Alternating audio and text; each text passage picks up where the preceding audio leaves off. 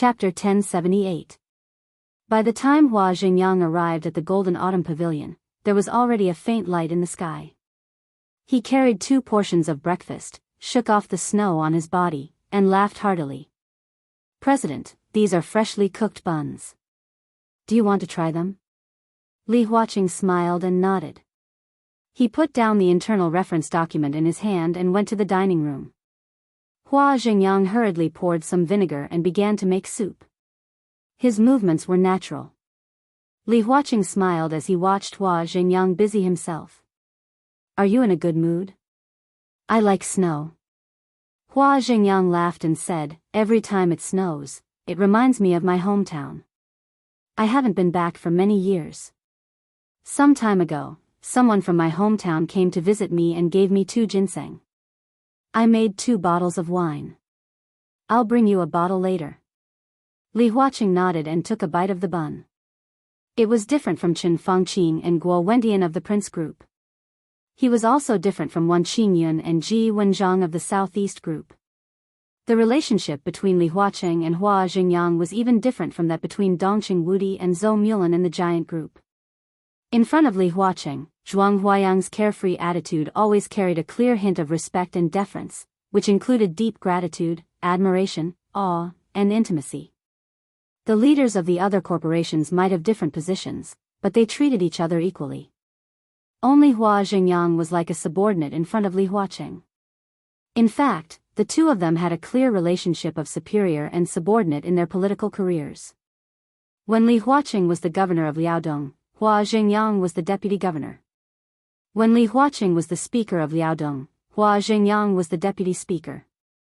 After entering Yuzhou, Li Huaqing was the vice president, and Hua Xingyang was transferred to the Ministry of Personnel as the second leader.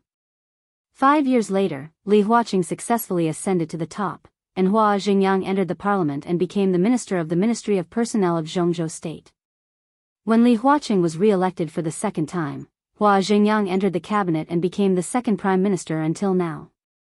The academics was the youngest group in Zhongzhou State except for the Special Warfare Group. Unlike the Special Warfare Group, which had an inherently flawed structure, their structure was extremely rigorous and complete. They grew from a large regional group to a ruling group that influenced the entire Zhongzhou State. Any word could be used without reservation to describe Li Huaqing, and it was no exaggeration at all. His contributions were undeniable, and he was a man of great talent and bold vision.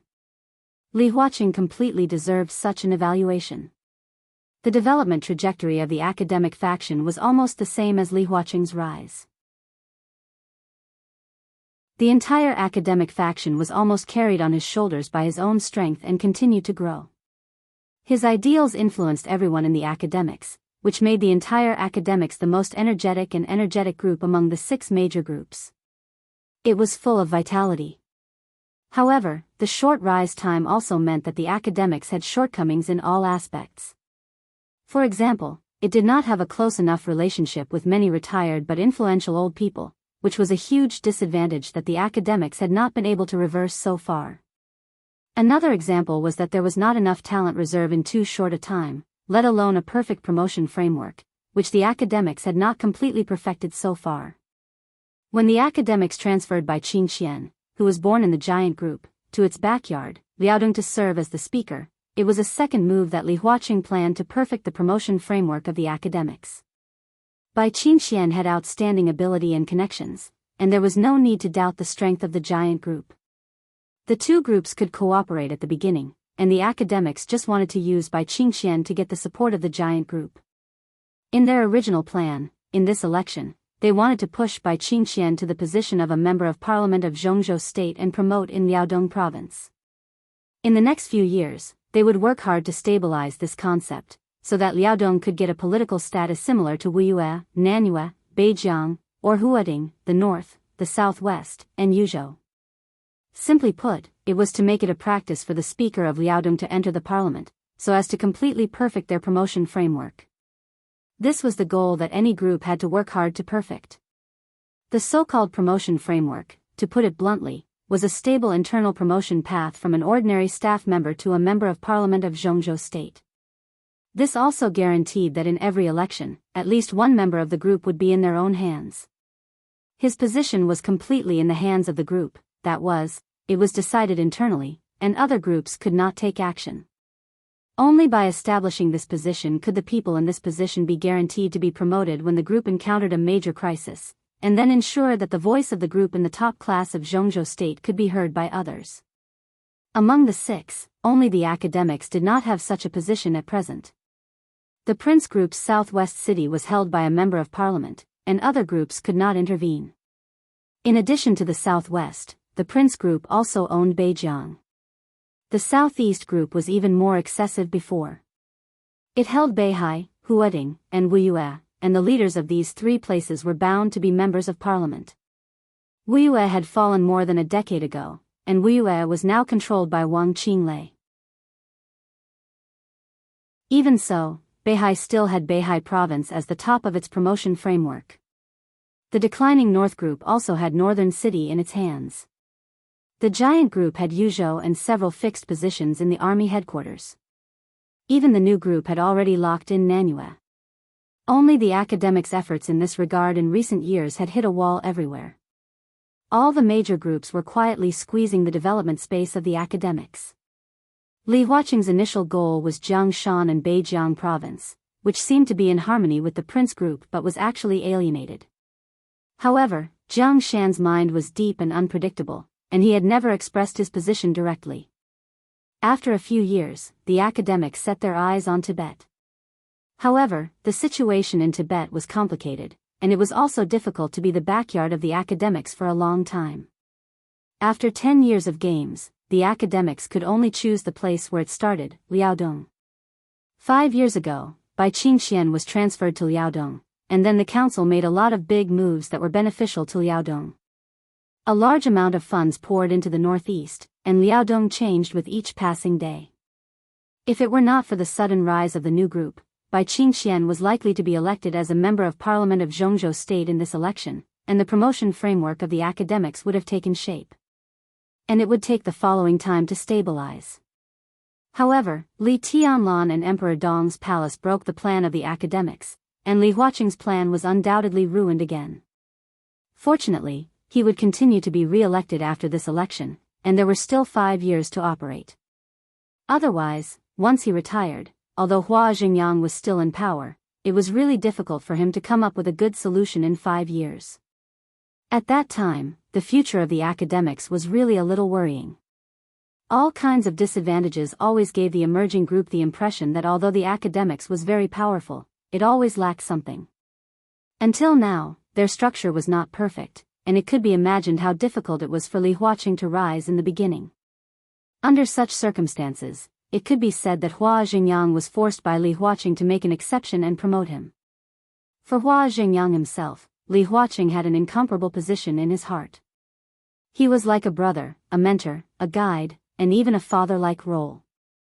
Although the age difference between the two was less than 10 years.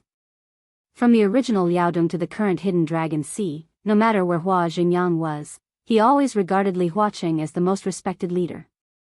He regarded Li Huaqing as the most respectable leader, and he was always respectful. Last night, the Prime Minister talked to me about his idea. Li Huaqing ate a bun and said slowly, for him, the situation is now out of control, and he is ready to accept the current situation. Hua Xingyang looked at Li Huaqing in surprise. Accept the current situation? He was not familiar with Li Tianlan, but now the whole world knew Li Tianlan's character.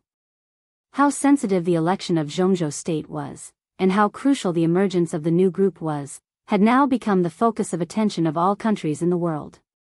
Under such circumstances, Chen Fangqin was ready to accept the situation, which meant that he accepted death, and it was not only his death. Li Huaqing saw Hua Xingyang's surprised look, and he was also a little surprised. You don't know? Hua Xingyang shook his head in confusion, and said with a smile, although the Prime Minister doesn't have many chances now, there is always room for struggle. At the very least, he should be able to negotiate terms. Judging from his past behavior, he shouldn't give up so easily. Simple giving up, Li Huaqing murmured to himself, and then shook his head. It's not simple at all. He held the bun, and it was a little tasteless. From a personal point of view, Chen Fengqin did have the possibility to struggle, but from the overall situation, accepting this outcome was the most stable way. Chen Fengqin's giving up was not simple, not at all. He thought silently, and suddenly asked, "Didn't he tell you his plan last night?" He and Guo Wentian have reached a consensus, and the Prince Group has decided to fully support you in controlling the cabinet. What did you talk about last night? Hua Xingyang's hand holding the soybean milk suddenly froze in place. His expression completely froze in an instant. His thoughts seemed to go back to a few hours ago. At that time, he was practicing handwriting in his office. And Chen Fengqin was standing outside, wanting to meet him. How did he get the secretary to respond? There was a clear trace of embarrassment on Hua Xingyang's face. He finally realized that something was wrong. What's wrong? Li Huaqing looked at him and asked. He received the news last night that Chen Fengqin went to see Hua Xingyang, but at that time, Li Tianlan and Qin Weibai were still there. Li Huaqing had no time to care about the conversation over there and subconsciously ignored the question. Didn't he go to see you last night? What did you talk about? Li Huaqing asked again. Hua Xingyang opened his mouth and finally couldn't help but smile bitterly. I didn't see him last night. Silence. Li Huaqing was completely silent. He looked at Hua Xingyang and didn't speak for a long time. He knew what kind of person Hua Xingyang was, so he didn't need to ask the reason to know why Hua Xingyang didn't want to see him. Chen Fengqin didn't appear in the Hidden Dragon Sea until morning, which meant that after not seeing Hua Xingyang, Chen Fengqin went to see someone else. Who? Who else could he find? The cabinet was now the top structure, with 1 prime minister, 1 deputy prime minister, and 3 deputy prime ministers. After this election, Chen Fengqin would not stay, and 2 of the 3 deputy prime ministers would also retire.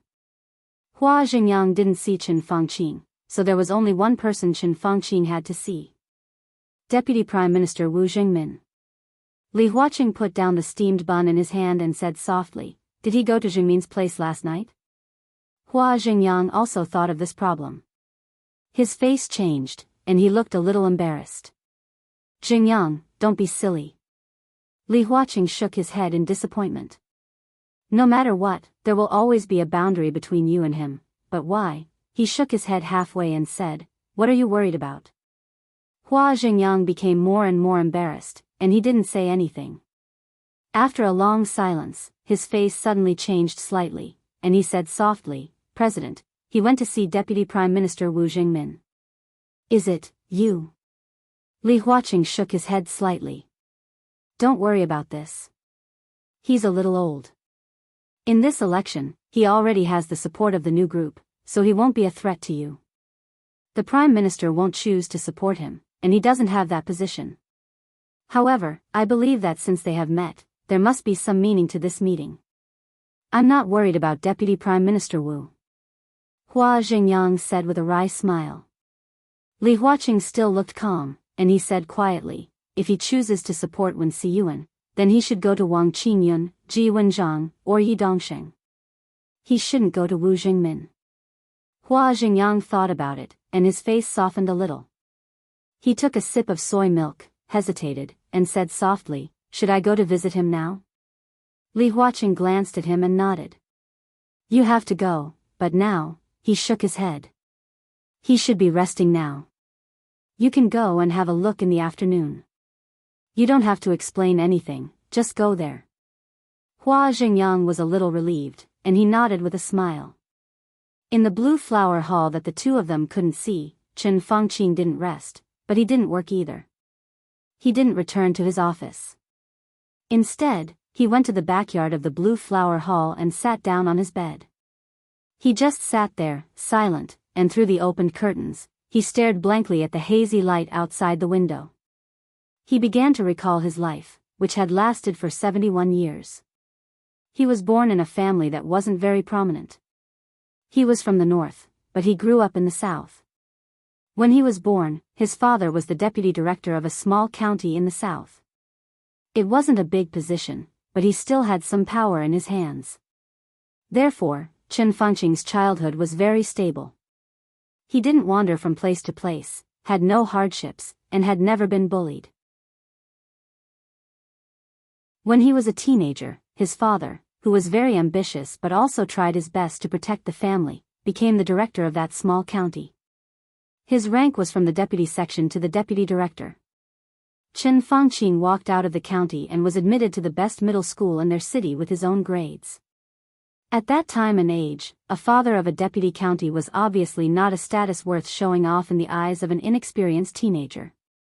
Chen Fengqing didn't show off, nor did he seem to be rebellious. Until now, he still felt that he was most fortunate to have met the best and most understanding teachers in middle school, so that he always had excellent grades in the 3 years of middle school. When he was in high school, Chen Fengqing's father was transferred from the county to the city as the deputy mayor and barely became a director of the city. It seemed like a promotion, but in fact, it was the result of a compromise after losing the competition. Chen Fengqing was admitted to the best high school in their province and left the city. His parents took out all their savings and bought a house in that city, which was ridiculously expensive because of education. His mother also moved there, just to take care of him in school. He learned to grow. His father's career didn't make any progress in high school. When he graduated from high school, he was admitted to one of the best universities in Zhongzhou at that time with excellent grades. At that time, his father was in a semi-retired state because of a serious liver disease. In his memory, his father's face was weathered and his sideburns were white. He spent most of his life in an official career. Chen Fengqing seemed to have never seen him in high spirits. All he saw was his father's increasingly haggard body and his stooped body. Chen Fengqing was 19 years old that year. On the day he got the university admission notice, Chen Fengqing swore in his heart that after graduation, he would buy a house for his parents in Beihai and let them live in the best environment. He applied to Beihai University in Zhongzhou. Yes, Beihai University. The Wang family of Beihai. Beihai of Beihai Province. Perhaps because of his father's influence, Chen Fengqing had decided on his future path since he was in high school. He wanted to follow his father's path and reach a high position. He wanted to use his own thoughts to change many people and many things. So he chose Beihai University. This was one of the best universities in Zhongzhou State. It might not be as popular as Huaqing University and Yuzhou University, but in the international ranking, Yuzhou University was slightly higher than Beihai University. But in the field of politics, even in the whole Zhongzhou State, no university could beat Beihai University. The philosophy of Beihai University focused on ideas, humanities, and politics. In the more than 500 years since the founding of Zhongzhou State, Beihai University had produced 3 presidents of Zhongzhou State, 11 prime ministers of Zhongzhou State, more than 20 vice ministers of Zhongzhou State, and hundreds of Zhongzhou State parliamentarians. This was a prominent university, a university that influenced the political trend of the whole Zhongzhou State. It was known as the Oxford of the East. The current directors of Zhongzhou State, Dongqing Wudi, Hua Jingyang, Wan Qingyun, and Bai Qingqian, who was about to become a parliamentarian, all graduated from Beihai University. Many years ago, it was Chen Fengqing's dream school. He entered Beihai as he wished and successfully completed the examination for civil servants of Beihai. The civil servants of Beihai had the best welfare in the world. Every civil servant would be assigned a house of at least 80 square meters in Beihai. But Chen Fengqing finally chose to return to his hometown. His parents refused Chen Fengqing's request to settle down in Beihai. In his father's words, Beihai was good, but home was better. That was the first time he passed by Beihai. He entered the municipal government under his father's recommendation, served as a secretary in the county, went to the provincial government, and then was transferred to Qinzhou, where he met Wu Jingmin. Chen Fengqing was 30 years old that year. At the age of 32, his father died of illness. 3 years later, he was met by Li Honghe in person and sent an invitation. He received invitations from the Giant Group, the Prince Group, and the Southeast Group. In the face of the city he was in charge of, he made a choice that he didn't know if he should regret or not. That was the second time he passed by Beihai. Then, it was a meteoric rise, a meteoric rise. Counselor of Qinzhou Province. Counselor of Talent Province. Deputy Speaker. Governor of Tianfu Province. Mayor of Sinan City. Counselor of Zhongzhou State. Speaker of Sinan City. Deputy Prime Minister of Zhongzhou State. Prime Minister of Zhongzhou State. He sang all the way. But he still didn't feel that kind of high-spirited feeling. Others had seen him working himself to the bone along the way, but he only felt that he was being cautious. He used his power and resources carefully to plan his hometown, the city he was in charge of, the province he controlled, and the country he represented. He was cautious, like walking on thin ice. 71 years of life had come to this day. Scenes flashed in front of him very clearly. Chen Fangqing sat on the bed in a daze, looking out of the window at the sky without the morning sun. The snowflakes all over the sky were dancing in the sky with cold, messy and beautiful. It was quiet. Just like every day in the past many years. He asked about his yesterday. Then he asked about his life. The first question. He felt that he had a clear conscience. He couldn't answer the second question. His heart might be extremely calm, but as he said to Wu Jingmin, whether it was merits or demerits, only future generations could judge. Chen Fangqing stood up slowly. He drew the curtains to cover the flying snow outside the window. He took a shower casually, changed out of his pajamas, slowly lay on the bed, and closed his eyes. The headache had been relieved, and he didn't need to toss and turn. Soon, Chen Fangqing fell asleep. The world in the dream was a sunset. Chen Fangqing, who seemed to be many years younger, felt that he was standing by the lake of the hidden dragon sea and looking at the west. The splendid glow filled the world. The setting sun, which was slowly sinking in the sea of clouds, seemed to be melting bit by bit. The blood of the sun permeated the sea of clouds and the sky, turning it into an incomparably magnificent blood red. The blood red quietly occupied all the fields of vision. Finally, it turned into a pair of eyes.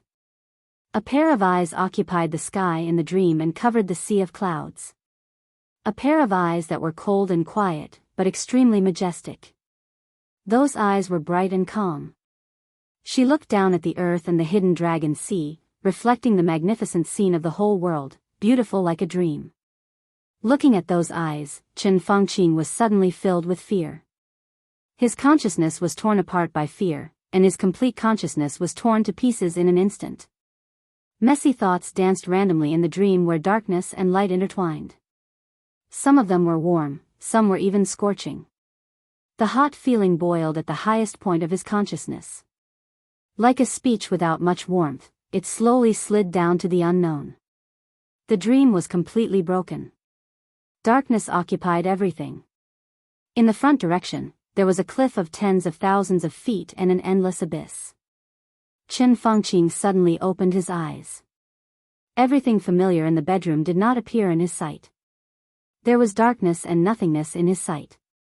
The seemingly endless darkness and nothingness filled the bedroom and filled the world. It was quiet and silent. Chen Fangqing opened his eyes quietly. The darkness and nothingness were getting closer and closer to him, like a piece of gauze, covering his body. It was also like the endless floating dust had found a home, accumulating more and more on his body. The darkness fell completely.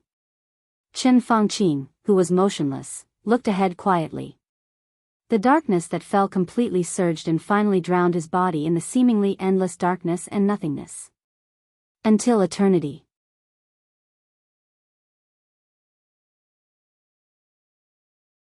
Chapter 1079. Li Tianlan was still busy when the phone rang in a hurry. In the early morning of Yuzhou, the wind and snow danced wildly. It was as warm as spring in the luxurious suite of the Ritz-Carlton Hotel. Spring was in full bloom in every corner. Li Tianlan had been busy, and his day was rich. For some reason, Li Tianlan did not choose to live in the Bai family after coming to Yuzhou. He just called Dongqing Wudi, Bai Zhanfang, and Wu Jingmin respectively, and then booked a room in the Ritz-Carlton Hotel.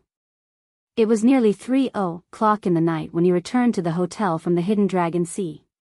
He simply had a midnight snack with Qin Weibai and took a shower. It was nearly 4 o'clock. The battle, or one-sided conquest, began in the bathroom.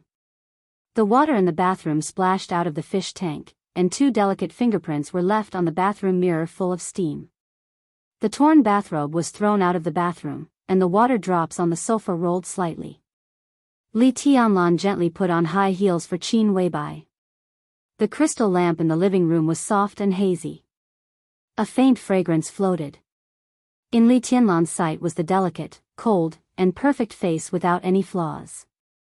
However, this face that he could not get enough of was obviously flushed at this time. Her eyes were blurred, and her red lips were slightly open. With some rapid breathing, there was a kind of almost fatal charm and temptation in the ethereal coldness. It was a kind of enchanting and soul-stirring after the extreme bloom. Her character made her try to maintain a reserved image after she calmed down a little. But when she saw Li Tianlan put on high heels for her with a serious face, her face became redder. Her legs were a little weak, and she was pulled into the bedroom by Li Tianlan. Her soft legs and slender high heels stepped on the floor like clouds and cotton. The bedroom echoed with a soft song that was enough to make anyone crazy. It was soft, sweet, and greasy. The voice was like melted cold water, with a little reserve and delicate, melodious. Li Tianlan felt like a tiger chasing a butterfly, and every time he had a desire to eat the goddess under him. It was no exaggeration to say that Qin Weibai's existence completely satisfied all the best and most exaggerated fantasies of Li Tianlan about the opposite sex. He was so deeply involved that he could not even extricate himself. The big soft bed seemed to be covered with snow. The snow melted on the sheets. Feeling a little uncomfortable, Li Tianlan pulled Qin Weibai out of bed. In the space on the top floor of the tallest building nearby, a streak of sword energy blocked all possible sights from the outside world. Qin Weibai held onto the window, her cheeks burning. Outside the window was the increasingly messy flying snow. It was pure white, like the best human world. From 4 o'clock until 9 o'clock in the morning, Li Tianlan's military exploits were outstanding. When the phone rang, Li Tianlan was in the most critical state and didn't even pay attention to it. When the slightly hoarse but sexier singing stopped, the two casually took a shower and put away the bed sheets. Then, the phone rang again. Li Tianlan, who had made great contributions, felt refreshed. However, he was too lazy to move at the moment. Qin Weibai was held in his arms in an extremely domineering manner, and his palm carelessly played with her hair. Qin Weibai, with her big, misty eyes, gently rubbed against Li Tianlan's chest and murmured something that Li Tianlan could not understand. In the spacious bedroom, the smell of ambiguity mixed with the more intense fragrance of Qin Weibai, forming a smell that gradually made one's heart beat faster. Li Tianlan was tempted again. Qin Weibai shrank in Li Tianlan's arms, covered with the quilt, and pressed one leg on him. Li Tianlan looked down at her and chuckled. "What are you doing?" Qin Weibai looked at him with her watery and bright eyes, and then gave him a hard look. "It's still early," Li Tianlan said. "Gluttony." Qin Weibai said bitterly, "You're so annoying. You only know how to bully me." Qin Weibai's palm slid down. Just as she was about to say something, the phone rang again. Li Tianlan felt a little helpless. He reached out and took the phone, only to find that it was a call from Dongqing Wudi. And the previous 2 calls were from Dongqing Wudi. Li Tianlan's eyes narrowed slightly and he answered the phone.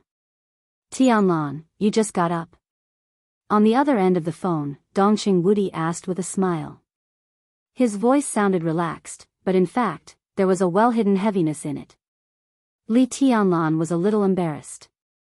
He was too embarrassed to say that he had not slept all night, and it was even more inappropriate to brag that he had made great achievements last night. He subconsciously looked down at Qin Weibai. The goddess, whose face was still ruddy, glared at him weakly and gently bit his chest. "Well, I just got up," Li Tianlan responded.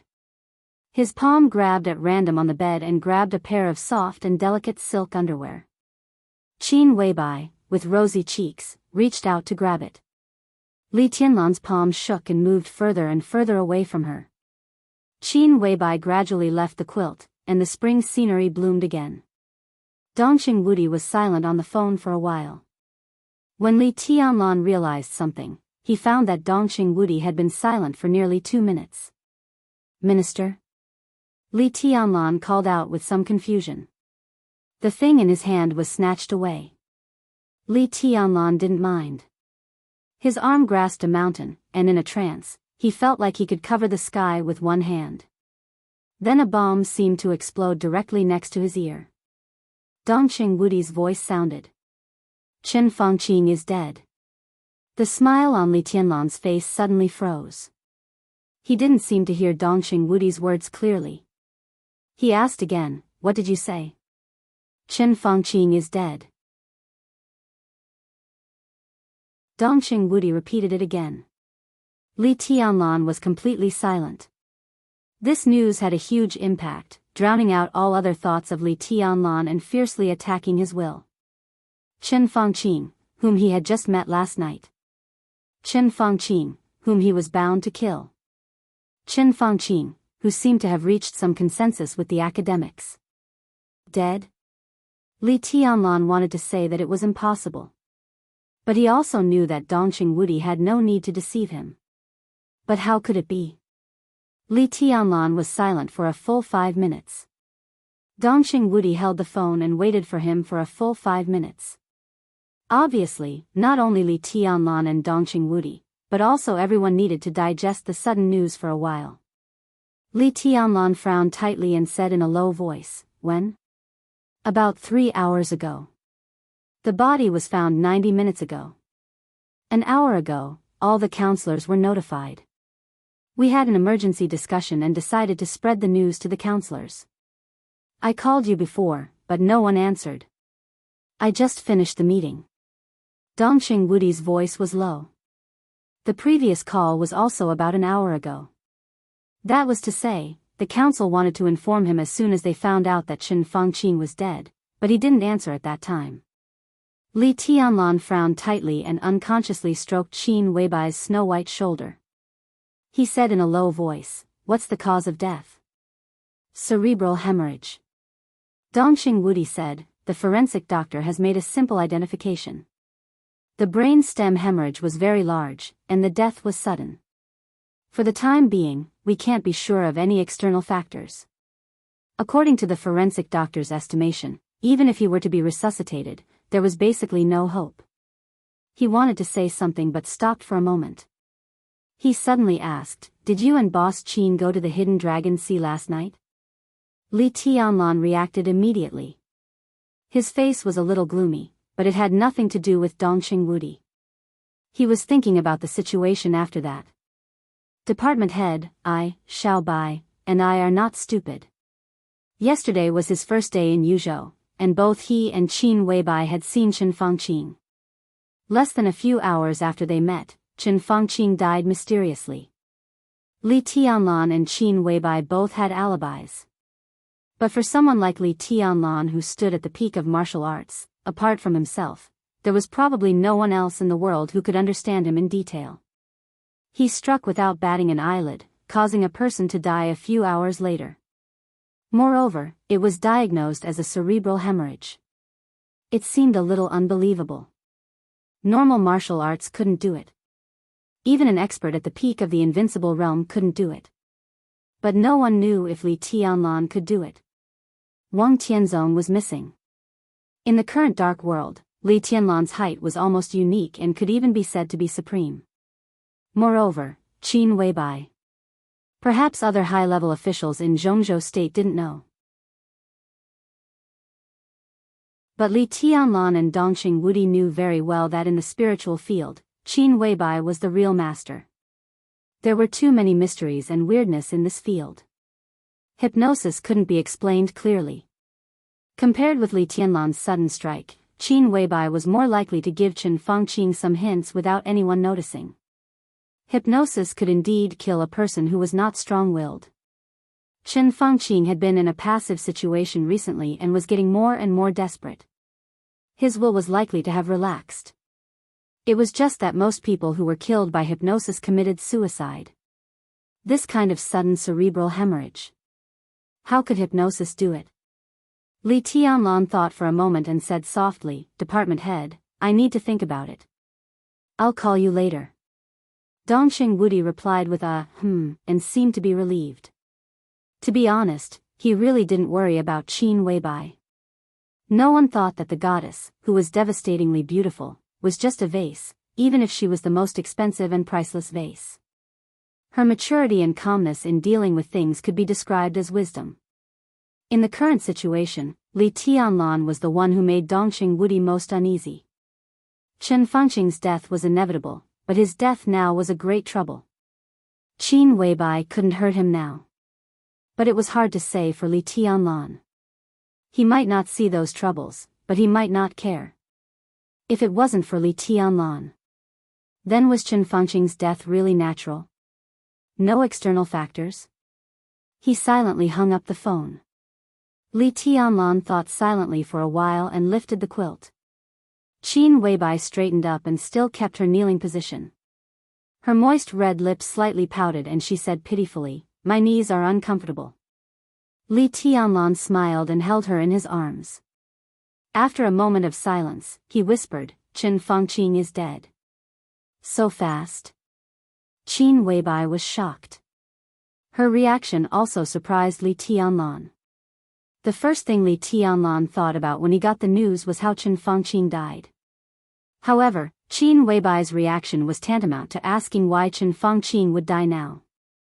Li Tianlan frowned and asked softly, "What happened?" Qin Weibai seemed a little hesitant and confused. With some uncertainty, she said, "I don't know. After seeing him yesterday, his mental state was very unstable. I gave him a hint. Under normal circumstances, it would be very effective in stabilizing his mental state. However, that hint, to a certain extent, is equivalent to a spiritual imprint. He will slowly change in Chen Fengqing's mind." Qin Weibai frowned. To put it simply, Chen Fengqing's mental state was very bad yesterday. It could even be said that he was on the verge of a breakdown. The hint I gave him was not to restore stability, but to overdraw stability. His spirit would be stabilized under the suggestion, but it would also be equivalent to overdrawing his mental strength. As time passed, when the validity of the suggestion passed, he would show different tendencies. At first, it would be self-harm, and then it would develop into suicide. The deadline should be around half a year. "Did you decide on the spur of the moment?" Li Tianlan asked. Said. "I already had plans." Qin Weibai shook her head. Her somewhat misty and watery eyes became clear. "We can deal with the Chen family, but if we directly attack Chen Fengqing and kill him directly, even if he retreats, it will cause a very bad impact. My way is very covert.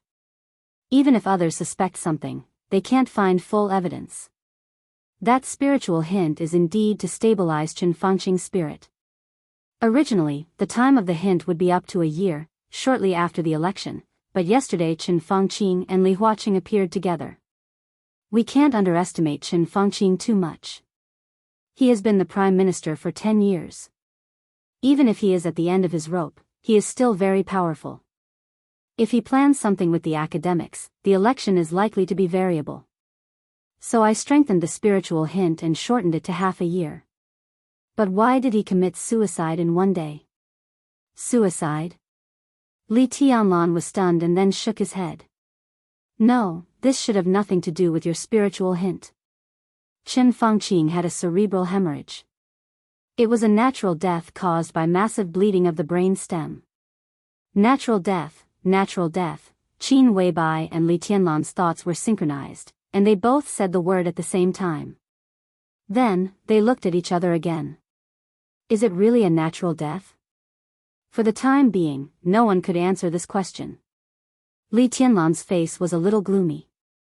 Chen Fengqing's death was too sudden.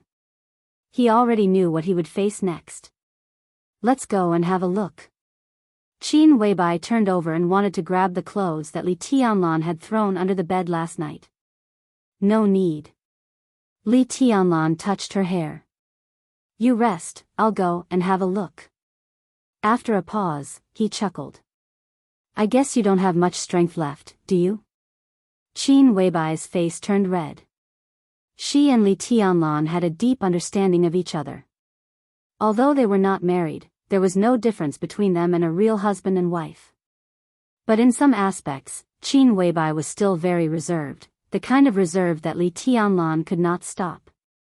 Gluttony. Qin Weibai rolled her eyes at Li Tianlan and said with hatred.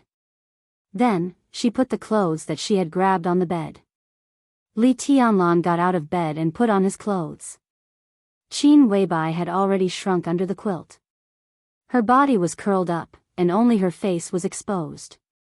The curtains were still open, and the flying snow was like goose feathers. Ruthless landed lightly on Li Tianlan's body. I'm leaving. Li Tianlan bent down and kissed Qin Weibai's face, saying softly.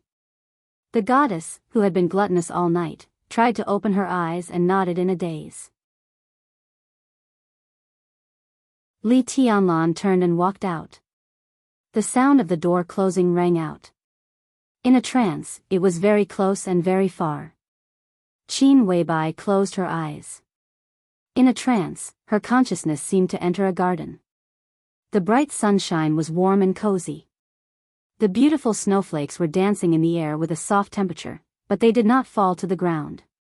She found herself wearing a gorgeous and complicated long dress. The color and pattern of the long dress were constantly changing in the sunshine, and it was perfectly integrated with the surrounding environment. At the edge of the garden was a twisted tree. The tree seemed to be extremely old, and it was ridiculously thick. The huge canopy seemed to occupy the whole sky, leaving a large area of shade. Above the sky, the snowflakes danced with the sun, with the same temperature. The snowflakes fell slowly, but they always turned into nothingness the moment they fell to the ground. However, the snowflakes that did not fall to the ground passed through the dense canopy, leaving a large area of white under the tree, which looked a little gloomy. Under the gloomy tree sat a child who was dressed in shabby clothes.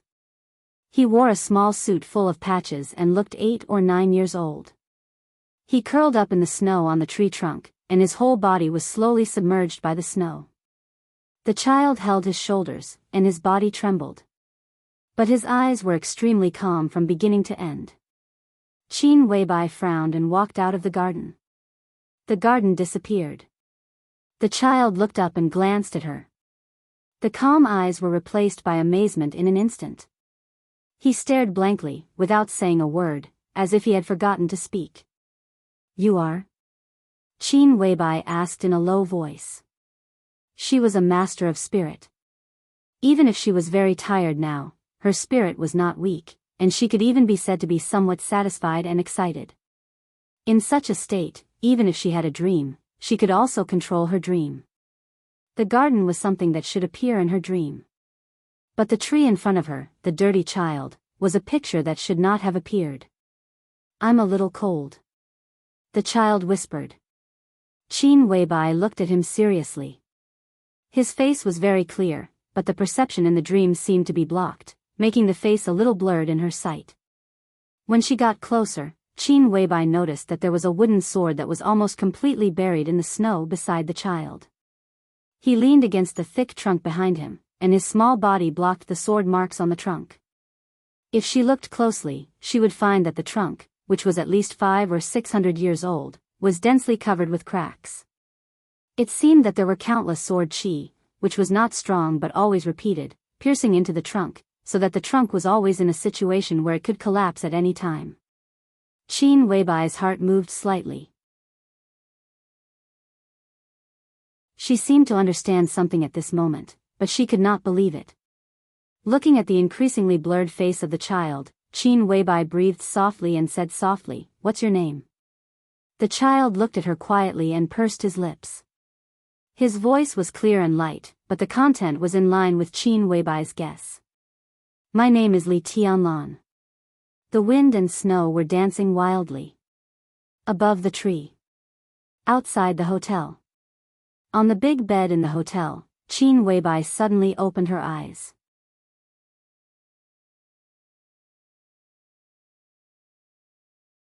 Chapter 1080. When he walked out of the hotel room, Li Tianlan had an idea and pressed the doorbell of the opposite suite. It was Xianyuan Wushang's room.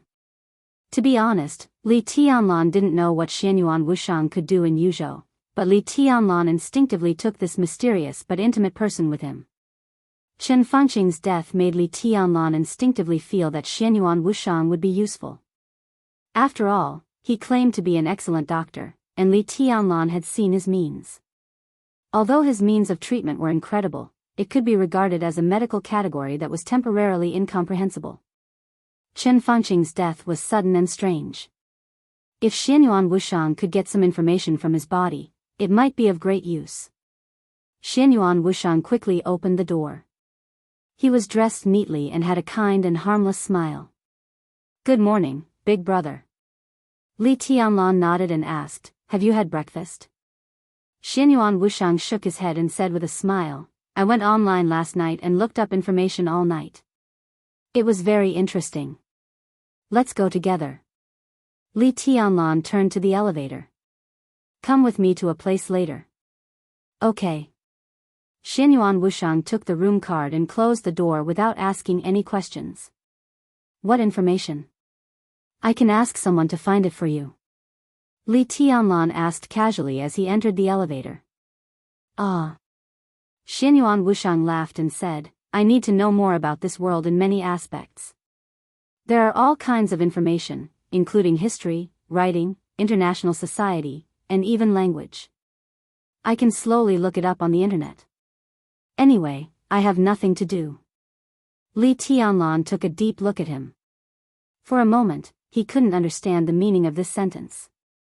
Xianyuan Wushang spoke as if it was the first time he came into contact with this society. He hesitated and still didn't ask anything. If it was something that could be said, there was no need for him to deliberately not say it. The elevator went all the way down. When it was about to reach the restaurant, Li Tianlan suddenly said, "Chen Fengqing is dead." "Oh." Xianyuan Wushang nodded casually. This news, which was enough to shock the whole Zhongzhou state and even cause a lot of repercussions around the world, was not as important to him as breakfast. "How did he die?" he asked casually. "Sudden death due to cerebral hemorrhage," Li Tianlan said. The news began to spin in his mind the moment Dongqing Wudi told him, which made him a little upset. "TSK, he's really unlucky. If he had met me earlier," Xianyuan Wushang sighed and shook his head. "On the surface, it is indeed a cerebral hemorrhage. In a while, you will come with me to the Qin family.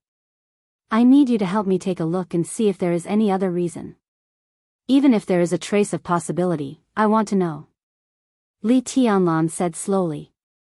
Chen Fengqing's death indeed had a great influence on the new group.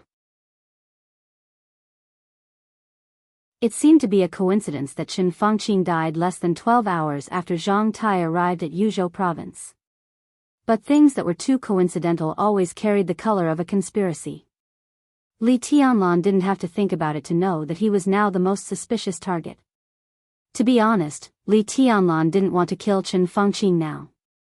Although he wished Chen Fengqing could die right away, the more sensitive a matter was, the more it needed to be accepted by people. Li Tianlan's plan was to suppress Chen Fengqing's influence little by little, which would take a few months. A few months later, when everything was ready, he would force Chen Fengqing to retire due to illness and handle this matter in a high-profile manner to plant a cause. When everyone knew that he was ill, he would kill Chen Fengqing in a few months, so that he would be unable to influence the election at the most critical time and eliminate the last variable. At that time, the Prince group would have been impatient because of the pressure from the major groups and had enough psychological preparation for Chen Fengqing's death. His death would not cause too much reaction. But now Chen Fengqing suddenly died. Li Tianlan was very clear that he had never been a calm person who was good at forbearance in the impression of the high-level officials of Zhongzhou state. They would even think that he was a lunatic in some aspects. Zhongzhou state had seen his madness more than 2 years ago. Under such a preconceived impression, Chen Fangqing's sudden death, under everyone's instinct, the first suspect must be himself. Regardless of the fact, once such a suspicion appeared, it would first arouse the disgust of all the groups. The disgust of Emperor Dong's palace. Yes, all the groups. Including the academics that were cooperating, the North group that the two sides were trying to integrate, the giant group that could be said to be one of their own, the Prince group that had become an enemy, the Southeast group whose relationship was still unclear for the time being, and the Special Warfare group that was struggling to protect itself. The reason? It was very simple. Because Chen Fangqing was the Prime Minister. This was a completely different concept from 2 years ago when Li Tianlan slaughtered Qi Mulan's family. Qi Mulan was at the level of deputy governor, and he was not the head of a department. The shock caused by the destruction of his family made Li Tianlan stay in the desert prison for 2 years even with the support of the giant group and the Southeast group. What about Chen Fangqing? He was the prime minister of a country, the real spokesperson of Zhongzhou state, and the number 2 figure. His end might be miserable, or he might not be worthy of sympathy. Maybe, there were many maybe-s. But anyway, Chen Fangqing was the legitimate prime minister of Zhongzhou state now. If the murderer didn't pay any price when such a person was killed, then what was the meaning of the existence of Zhongzhou state? What was the meaning of the stability of Zhongzhou state? What was the meaning of the existence of high-level officials? If Chen Fangqing's death had something to do with Li Tianlan, then on the surface, no one in the whole Zhongzhou state would say a word for Li Tianlan. Even Dongqing Wudi couldn't say anything in public. This was a challenge to the cornerstone of a country and a complete subversion of all the orders. Li Tianlan ate breakfast slowly, but his eyes became more and more gloomy. There were a lot of thoughts in his mind. Qin Weibai imprinted the spiritual imprint on Chen Fangqing and stabilized his spirit. This should have nothing to do with Chen Fangqing's death, but from the perspective of the spiritual imprint, it was a coincidence. Li Tianlan didn't know much about some of the cutting-edge technologies of Zhongzhou state today. Although he knew it was impossible to tell whether a person had been hypnotized from a dead person, he couldn't be completely at ease, so he chose to take Xianyuan Wushang with him. If Xianyuan Wushang could find the traces of Chen Fangqing being hypnotized, it might mean that Zhongzhou state might also know. This matter must be eliminated quickly, so as not to arouse any unnecessary suspicion. After clearing the suspicion on Qin Weibai, it was Li Tianlan's turn. He always knew his own affairs best. Li Tianlan's breakthrough this time left a lot of doubts in martial arts, which he couldn't figure out for a while, but he roughly knew what he could do. His sword energy could make Chen Fangqing's death look like a normal cerebral hemorrhage. But it was impossible to control the time for so long and so perfect. He couldn't do it, but the key was how to explain it and whether others would believe it or not. Seriously speaking, the possibility that others would believe it was really not very big. If they didn't believe it, it meant that the Prince group, which was caught off guard and faced with Chen Fangqing's death, would quickly react after a short period of panic and bewilderment. They should have been panicky and wavering, but they would break out a great unity because of Li Tianlan's violence and gloominess. They might even stabilize the Prince group again with the full support of Guo Wentian. This meant that in the process of the rise of the new group, the benefits from the Prince group would be greatly reduced. The same problem applied to the major groups. When all the suspicions pointed to Li Tianlan, the giant group, which had originally planned to join the new group to wave the flag for Emperor Dong's palace under the persuasion of Dongqing Wudi and Bai Zhanfang, was likely to hesitate. The North group, which was merging with the new group, would have even more scruples about Li Tianlan's cruelty. Military Counselor did have great influence in the North group, but such influence didn't mean that Military Counselor had any chips in his hands that could threaten the whole North group. Such influence was slowly accumulated in the long-term secret cooperation between the two sides. It was tacit understanding, sincerity, and both sides were very satisfied with the future prospects. And such a prospect would also be cast over with Chen Fangqing's death. The academics would also terminate cooperation with the new group to some extent. As for the Special Warfare Group, it was originally Li Tianlan's personal main area of influence in the future. He originally wanted to completely break up the Special Warfare Group after killing Chen Fangqing. But with Qin Fangqing's death, Li Tianlan's existence would only make them more frightened. Even if the Special Warfare Group completely fell apart and the people in the Special Warfare Group changed their allegiance, there would not be too many people who would choose Emperor Dong's palace. Li Tianlan ate breakfast and sorted out his thoughts. Then he was shocked to find that with Qin Fangqing's death, the future of the new group and Emperor Dong's palace were cast over a very heavy shadow. People in other groups would be afraid of him. However, this fear was not pure. Instead, it was mixed with disgust and rejection. Even if a new corporation were to appear, under such emotions, its scale would probably be greatly limited. At most, it would only be 2/3 of the expected size, and this was under the premise that they were lucky enough. Qin Fangqing's death is very troublesome. Li Tianlan said all of a sudden. Xianyuan Wushang nodded. As a prince, he usually studied more than medicine. It was hard to say how old he was, but objectively speaking, it was almost an eternity. He had played many roles and studied many different things. Although he did not know whether it was him or not, his consciousness had never deviated too much. Based on his experience, unless there was a new variable, Li Tianlan would face more than just trouble. Let's wait and see. Xianyuan Wushang said softly. He thought for a moment and continued, Big brother, in your current situation, the only choice is to compromise. Even if it's a temporary compromise, after all, there is still nearly a year to operate. It's not a big deal to compromise temporarily. Li Tianlan did not say anything. After a long while, he suddenly asked, What can you see? I don't know. Xianyuan Wushang smiled and said, I have to see it first. Hopefully, I can find something interesting. Li Tianlan took a deep look at him and said slowly, Your abilities are very strange. You don't seem to be very old, so I don't know what kind of group you are. I think you can't tell me about this. However, it is obvious that you are not the strongest, and the Lin Shi you mentioned is also not the strongest. You can even be regarded as the younger generation, which means that in your group, there are people who are stronger and more comprehensive than you. So, do you have the ability to see clearly what Qin Fangqing experienced before he died? Xianyuan Wushang was silent for a moment.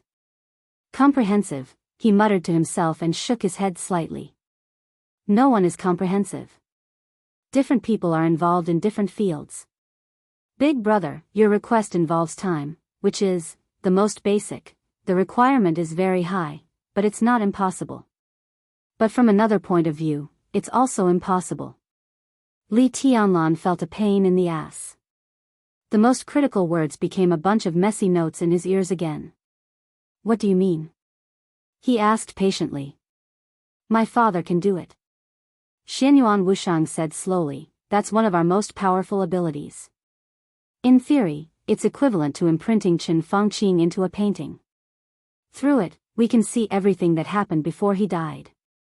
This so-called everything was not only what he had experienced, but also what he had thought, and even what he had imagined in his consciousness. This ability will only fail for a few people, but Qin Fangqing is not one of them. My father has this ability, but the place is not right. He can't do it here. Li Tianlan was shocked. He didn't understand many things Xianyuan Wushang said, but he understood the most important sentence very clearly. Xianyuan Wushang said that his request involved time, and his father could do it. Could it be understood that Xianyuan Wushang's father could control time? Supernatural ability? The term flashed through Li Tianlan's mind, and then he asked directly. Xianyuan Wushang shook his head. It's not supernatural ability, it's just, he scratched his head and looked a little cautious. It doesn't matter what it is. What matters is that he can't do it here.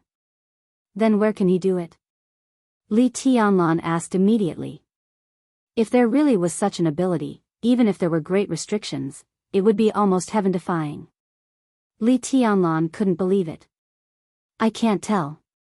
Xianyuan Wushang was silent for a moment and said softly. If Li Tianlan had felt that Xianyuan Wushang's origin was mysterious before, then this time, as Xianyuan Wushang mentioned his father, Li Tianlan began to be really curious about this group of people. That is to say, your father's generation is much stronger than yours. Maybe not only you, but also Lin Shi's father's generation. How strong is the strongest person in your group? Xianyuan Wushang gave Li Tianlan a strange look. He saw strong interest in Li Tianlan's eyes, as well as strong suspicion. At the same time, he also saw a very obvious fear. Xianyuan Wushang smiled bitterly and shook his head slightly. Big brother, you think too highly of us. In fact, as far as I know, including Lin Shi's father, even Lin Shi's grandfather, among all the people I've seen and heard of, my father is the strongest one. I don't know, but now I'm basically sure that it's the end, so my understanding should be correct. My father is a martial artist as well as a calligrapher. He's really strong, but when facing you here, even if he's at his peak, he won't be much stronger than you. I paid attention to the state you used to be ruthless on Mount Dibbing. That state, in our place, is called the law of swordsmanship. To be exact, it's the state when you made another breakthrough in the invincible realm and reached the peak of the so-called supreme realm, big brother. That's also the limit of my father's combat strength. From this point of view, if the current ruthless energy returns to its peak, your strength with ruthless is basically my father's combat strength at his peak. As for Lin Shi's father, he's also a very great figure, but the combat strength he can exert is not as good as my father's. At most, he's a little stronger than Wang Tianzong a few years ago. So specifically, in this era, big brother, you're invincible. When you break through again and reach the threshold of sword law, I can tell you a lot of things. I can't believe there's such a person in the world. Li Tianlan was lost in thought. Is there? Xianyuan Wushang smiled bitterly. Some people exist, but do they really exist? The Sword Dao's law that you speak of is the limit of combat power that you know? Li Tianlan suddenly asked. Yes. Xianyuan Wushang hesitated and slowly said, not really. It depends on where it is. After a moment of silence, Li Tianlan lowered his head and drank the last spoonful of soup in front of him. He stood up and said, let's go. Xianyuan Wushang followed him, following his every step. Have you ever thought about what position in Emperor Dong's palace? Li Tianlan suddenly asked. Xianyuan Wushang obviously didn't know much about the outside world. He could already understand the special nature of Qin Fangqing's case after just one night of searching. He could even infer the plan of Emperor Dong's palace from some aspects and then tell himself that the best way now was to compromise. This kind of keenness was enough to prove his ability in some aspects. After all, the existence of new groups and the Six was always very hidden, which was not something that could be found by searching on the internet. Military counselor had been talking to him about retirement. Li Tianlan thought that he could put Xianyuan Wushang with military counselor. Maybe after a few years of training, Xianyuan Wushang would become the second CEO of Emperor Dong's palace. I'll open a small clinic in Xianyuan City and be a doctor. It's good. Xianyuan Wushang smiled and said, I've already found a security guard. Xing Tian will do. Li Tianlan looked at Xianyuan Wushang and didn't speak for a while. Xing Tian was equivalent to an expert of the invincible realm, and he was an expert who was close to the peak of the invincible realm. Security guard? Who could be so extravagant? We're all a little tired and really don't want to get involved in the specific affairs of Emperor Dong's palace. If our speculation is right, I won't stay in Emperor Dong's palace for long, and this precious time may be our last time to rest. He looked at Li Tianlan and said seriously, Big brother, I really want to be free. Got it. Li Tianlan was silent for a while and nodded.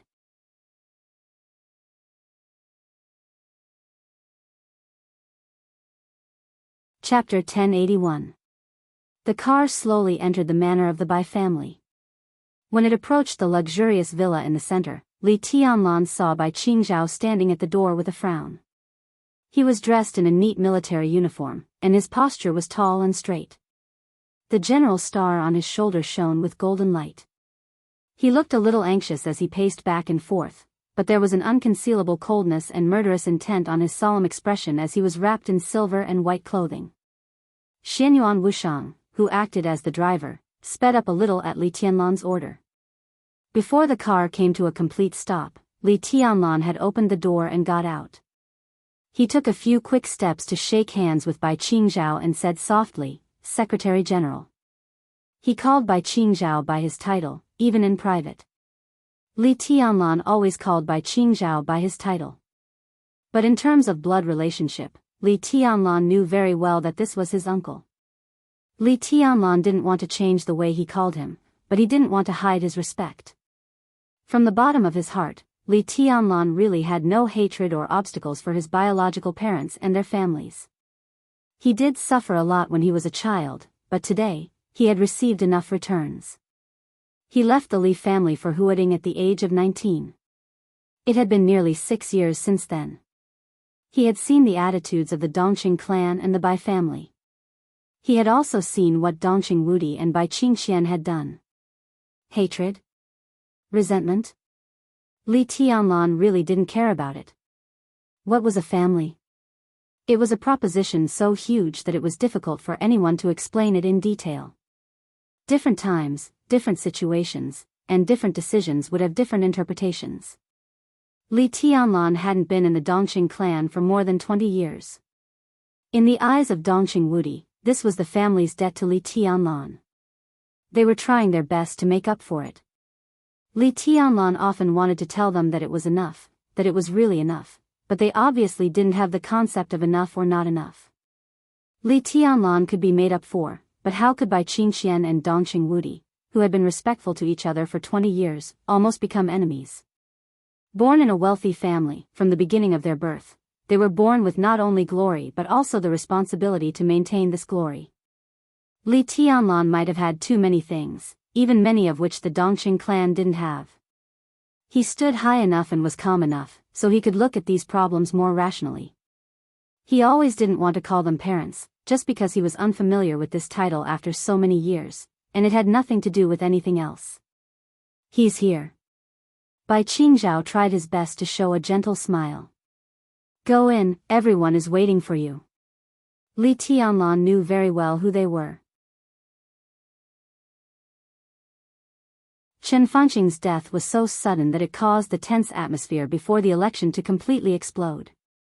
At this time, inside the manor of the Bai family, 2 directors and 2 parliamentarians of Zhongzhou state, whom Li Tianlan was most familiar with, were gathered. Later, when those key members of the giant group who did not work in Yuzhou got the news, this place would become more lively. This was the moment when a slight change in one hair could affect the whole body. What kind of attitude should they use to face the sensation caused by Chen Fanqing's death? This was something that every group was currently studying.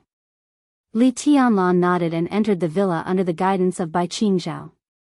Xianyuan Wushang, who didn't treat himself as an outsider, also followed them.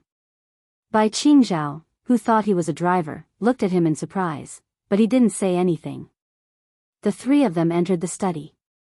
The spacious and comfortable study was almost covered with clouds and mist. When Li Tianlan walked in, the 2 directors, Dongqing Wudi and Zhou Mulan, and the 2 parliamentarians, Bai Zhanfang and Wu Jingmin, were sitting on the sofa with a cigarette in their hands. The smoke was lingering, mixed with the incense that Bai Zhanfang had lit. The smell in the study was pungent, but there was a touch of the comfort of incense. Bai Zhanfang directly lit a cigarette and joined the ranks of smokers. He also handed one to Li Tianlan and Xianyuan Wushang. Li Tianlan took it and lit it. Xianyuan Wushang seemed to be a little curious about the smell of the cigarette. After thinking about it, he also lit it and took a puff. It's going to catch fire. Li Tianlan said jokingly, turned on the ventilation system, and casually greeted several leaders. Zhou Mulan first, then Bai Zhanfang, then Wu Jingmin, and finally Dongqing Wudi. He didn't know what the order of greeting was, but Dongqing Wudi's originally gloomy face obviously became a little cheerful. Li Tianlan casually found a seat and sat down. Xianyuan Wushang, who had been silent, nodded to everyone present and sat next to Li Tianlan. In the study, several big shots, who could be regarded as the leaders of Zhongzhou state, looked at each other and subconsciously at Bai Qingzhao, who had just sat down. Bai Qingzhao was also a little confused. He had never seen Xianyuan Wushang. Li Tianlan brought him into the study, which meant that Li Tianlan thought Xianyuan Wushang was qualified to come in. It was not that the leaders of the new group and the giant group talked about some stupid rules. It was just that not everyone could hear this conversation. After Chen Fangqing's death, all the spearheads were aimed at the new group. A storm was coming. This conversation might mean the strategic direction of the new group in the next 5 to 10 years. Li Tianlan brought this little fatty in, which showed his trust in him. But the other party sat down naturally, without nervousness or uneasiness. He was peaceful and calm. It seemed that he was going to discuss with them how to deal with this crisis. Tianlan, who is this? Dongqing Wudi asked blankly. He looked at Xianyuan Wushang with some doubts. Well, Li Tianlan also glanced at Xianyuan Wushang. Xianyuan Wushang had been calling him Big Brother, which was natural. But Li Tianlan felt that Xianyuan Wushang was definitely older than him, even in terms of appearance. Li Tianlan shook his head slightly and introduced, "This is my younger brother."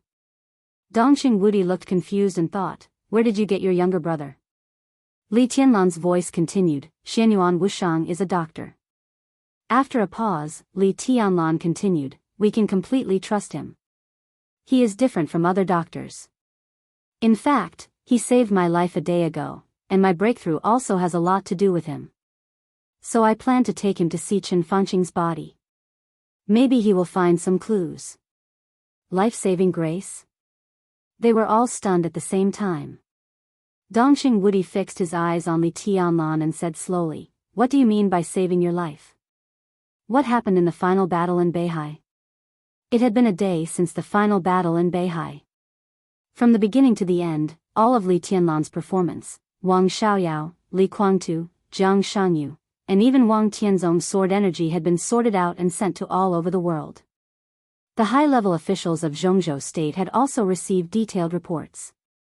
Li Tianlan was indeed threatened, but no one saw that Li Tianlan had experienced any crisis of death. Was it Wang Tianzong?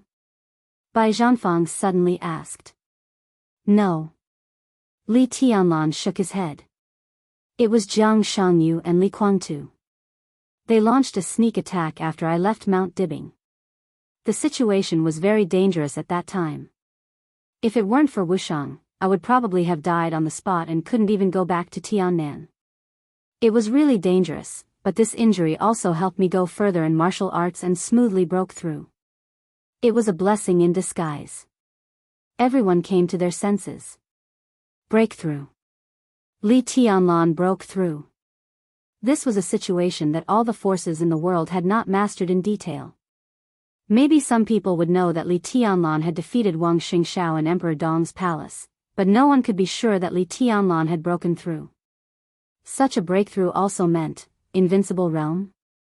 Dongqing Wudi looked excited and expectant. The whole dark world knew that Li Tianlan's invincible realm was completely different from the regular invincible realm. Li Tianlan, who had not yet entered the invincible realm, could already fight against Jiang Shangyu and Li Kuangtu together. How strong would Li Tianlan be after successfully entering the invincible realm? A 24-year-old invincible realm expert, which even meant that the next few decades would belong to Li Tianlan. Such a long peak period was enough to make any enemy completely desperate. Li Tianlan nodded and smiled. His breakthrough this time was far more than just the invincible realm. Although the increase in combat capability did not meet expectations, it was only because he still had a lot of doubts in his heart. Apart from other things, if the second heart was exposed, it was almost enough to subvert some fields of biology. The interval between his second heartbeats was extremely long, but every beat was strengthening his body.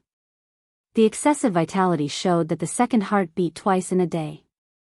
Li Tianlan had a total of 2 nosebleeds, and the first time he even bled from the 7 orifices. This was still his regular state. In the state of combat, every beat of the second heart would instantly restore his physical strength to the peak state. It was no exaggeration to say that with the second heart, Li Tianlan's physical strength was almost endless. Even Wang Tianzong did not have this kind of breakthrough when he reached that supreme level. In some ways, it was not so much a breakthrough as an evolution.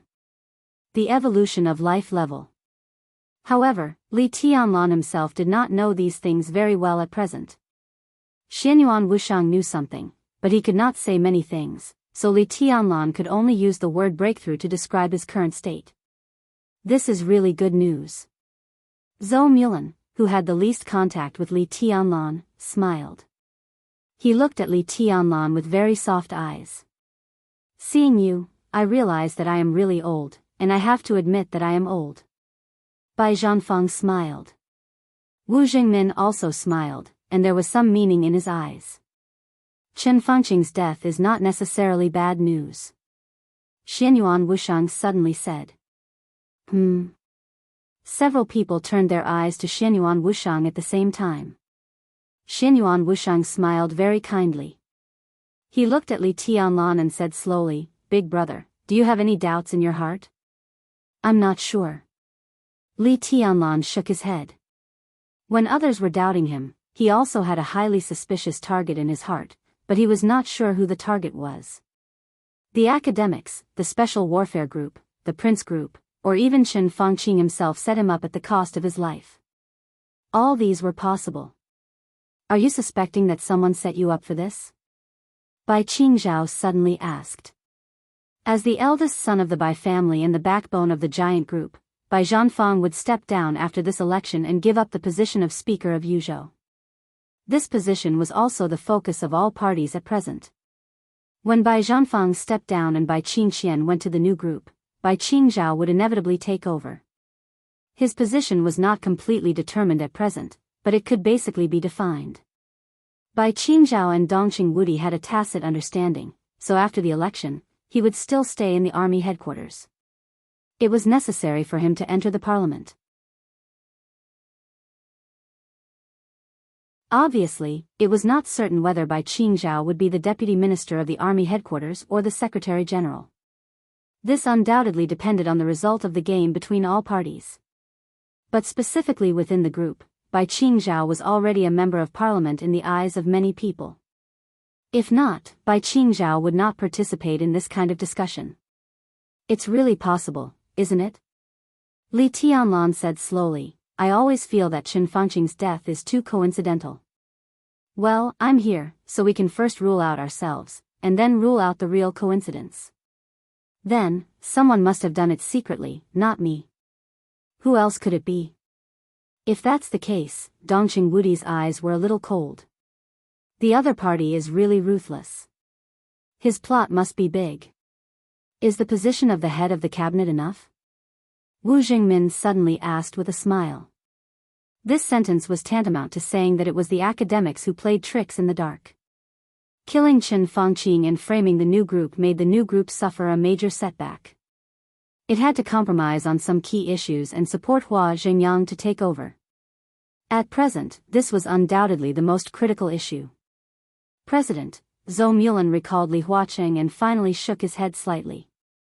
He doesn't look like a person who can do this kind of thing. Neither does Hua Zhengyang.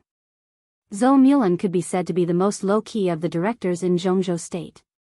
Even Zhou Yunhai, who had the weakest sense of existence, was more high-profile than him. Since Dongqing Wudi became a director 5 years ago, Zhou Mulan basically lived an early retirement life except for speaking out on some major issues. Although the old man kept a low profile, he was very accurate in judging people all his life and almost never made a mistake. His words at this time obviously did not agree with Wu Jingmin's inference. "Guo Wendian?" Bai Zhanfang suddenly asked. "He has the motive to do it, but he may not have the strength." Dongqing Wudi shook his head. "I heard that Guo Wendian spent some time alone with Chen Fengqing yesterday. The prince group is in a bad situation now. Chen Fengqing's death is easier to unite them against the common enemy." Bai Qingzhao said thoughtfully. "What about Chen Fengqing himself?" Li Tianlan suddenly said. Dongqing Wudi was stunned. Everyone was stunned. "You mean suicide?" Dongqing Wudi asked in a low voice. The study fell into silence.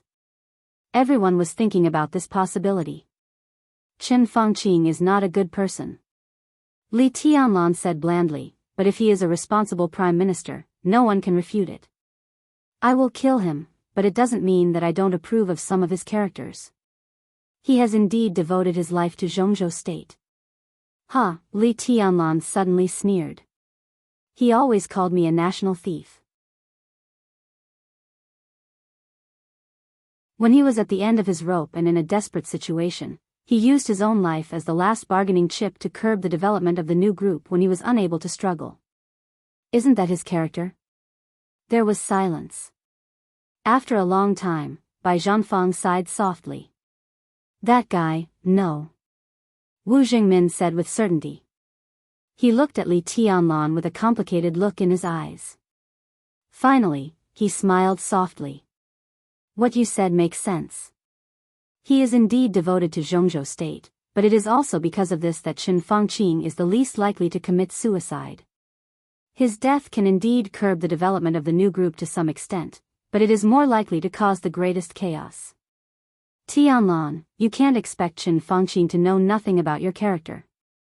If he really committed suicide, then he must know that you will not be reconciled.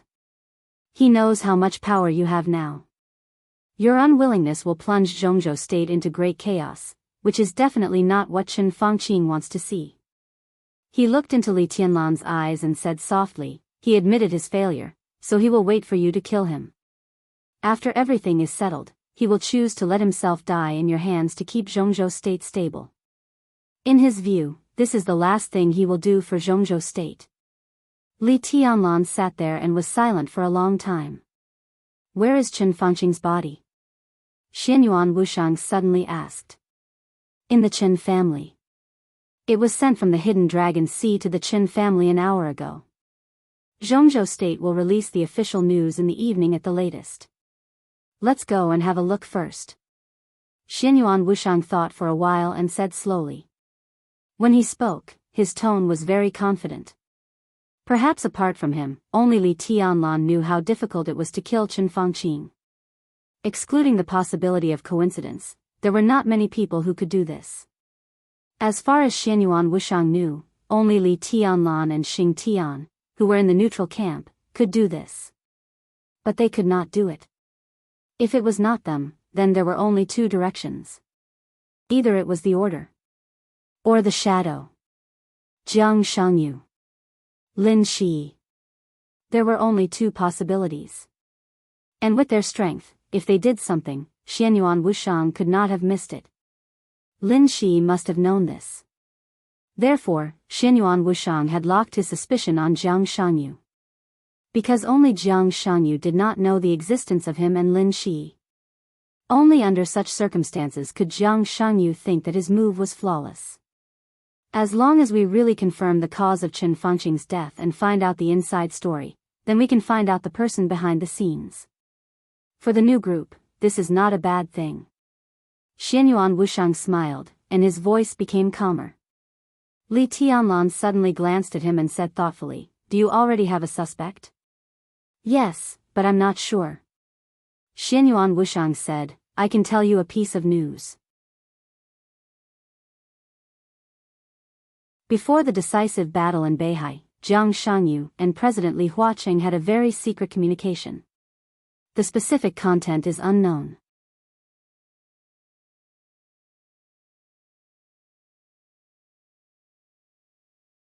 Chapter 1082. Li Huaqing. Jiang Shangyu. Either of these two people was enough to attract the absolute attention of everyone present. When the two names were combined, the deterrence produced was definitely not as simple as 1 + 1 = 2. If the academics cooperated with Jiang Shangyu, the chemical reaction would be extremely amazing. Similarly, Li Tianlan was also very clear that such a possibility existed, and the probability was not low. At this moment, he suddenly remembered the conversation he had with Zhuang Huayang, the headmaster when he first entered the Sky Academy. A 10-year plan. At that time, Li Tianlan, who was far from amazing, was solemnly invited by Zhuang Huayang to join the academics in order to use 10 years to let Li Tianlan grow up and make up for some structural defects of the academics. The academic's shortcomings were not only that it had a short time to rise and did not establish close ties with some retired but influential old people. They also had a huge lack of voice in the dark world and the special warfare system. In this respect, it was indispensable within any group. What did the special warfare system and the dark world mean? To be precise, it meant a special power outside the rules. A high degree of freedom, even the power to act first and report later, and the characteristic of not being bound by ordinary laws. In any group, such a power could play a role that could not be ignored. The foundation of the academics in this respect was almost zero. Therefore, they always seemed to be very passive when playing with other groups. That was because they abided by the rules, and even if they wanted to break the rules, they had no bargaining chips to do so. The special warfare system was the order in the shadow of Zhongzhou State. From the perspective of Zhongzhou State, the darkness itself was a kind of order. Nearly 6 years ago, Li Tianlan, who was only the heir of the Li family at that time, attracted the personal attention of Li Huaqing.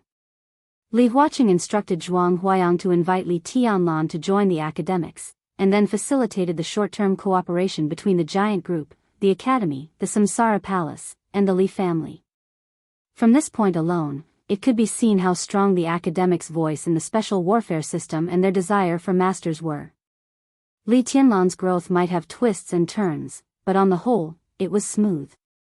However, in a few years, the general trend changed, and Li Tianlan gradually drifted away from the academics. At this time, especially when the special warfare group was in turmoil, Jiang Shangyu and Li Huaqing secretly contacted each other. Did Li Huaqing intend to make Jiang Shangyu the core figure of the academics in the special warfare system?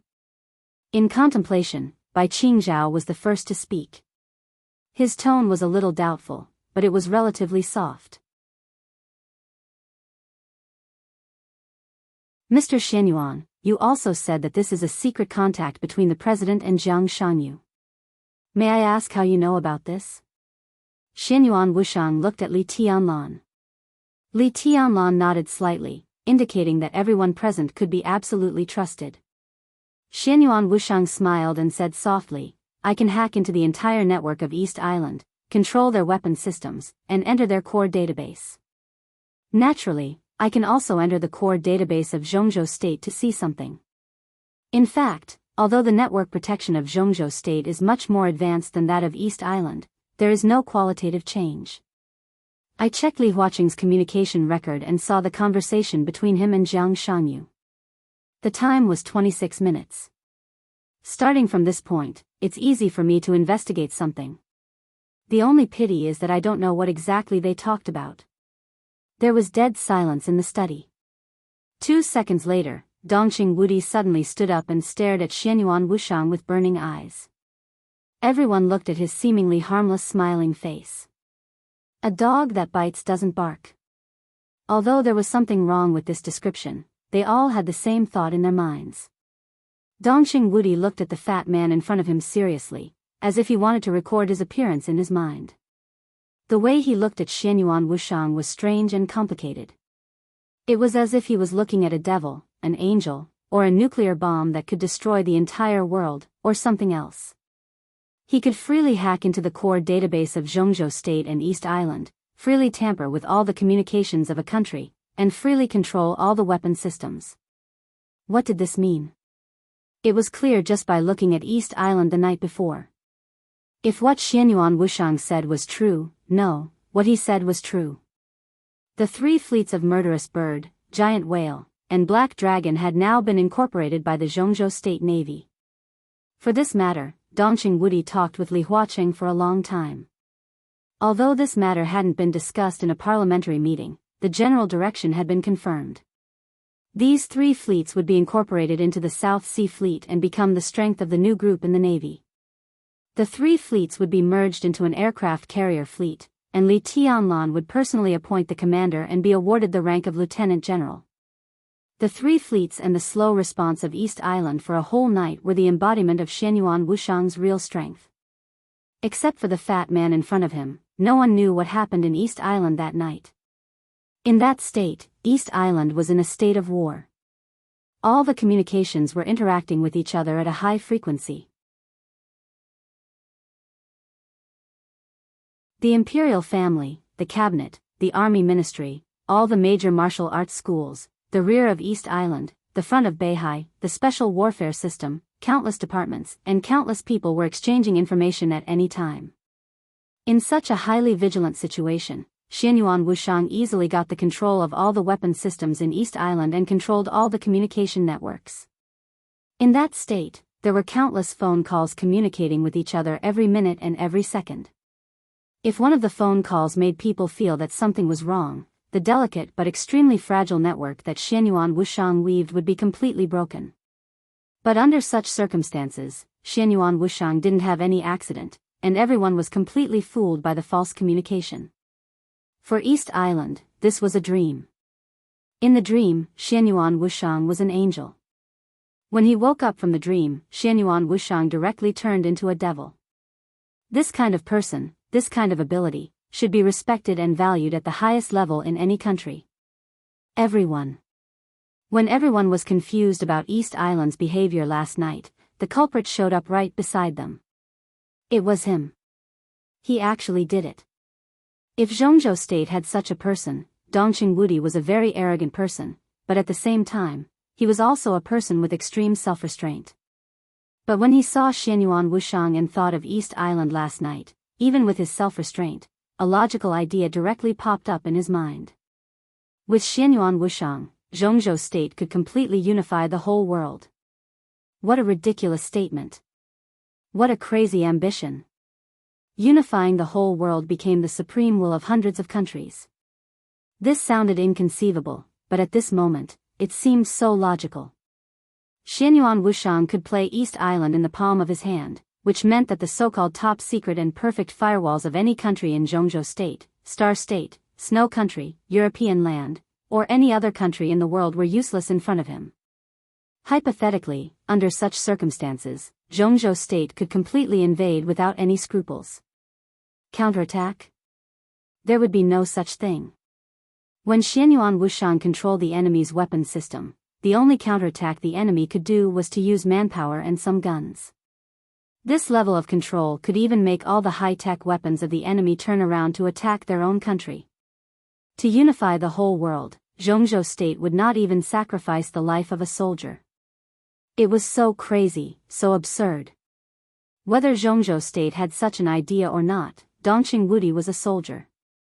A soldier's duty was not only to protect the country, but also to expand the territory.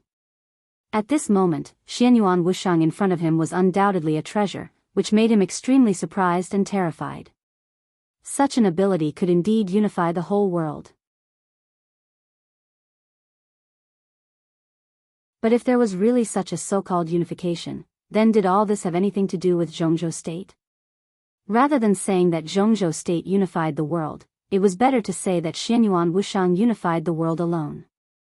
Such an ability was so obvious that it had nothing to do with Emperor Dong's palace. That kind of unscrupulous invasion was almost everywhere and impossible to guard against. In everyone's eyes, such a Xianyuan Wushang was both a devil and a god. Dongqing Wudi just looked at Xianyuan Wushang. There was a strong surprise in his eyes, and there was also undisguised cold-killing intent. No matter how strong Li Tianlan was, he was only one person after all. He might be able to fight against the whole world and hundreds of thousands of troops, but he was still one person. What he could guarantee was absolute domination in the dark world. Even if Li Tianlan was 100 times stronger, he could not destroy the whole world in an instant. Everyone would be afraid of him and would be afraid of him. The world could accommodate Li Tianlan. Xianyuan Wushang was different. Completely different. He had the ability to rule the world at will and destroy the world at will. Li Tianlan at least needed to draw his sword to kill. And he was just a simple invasion.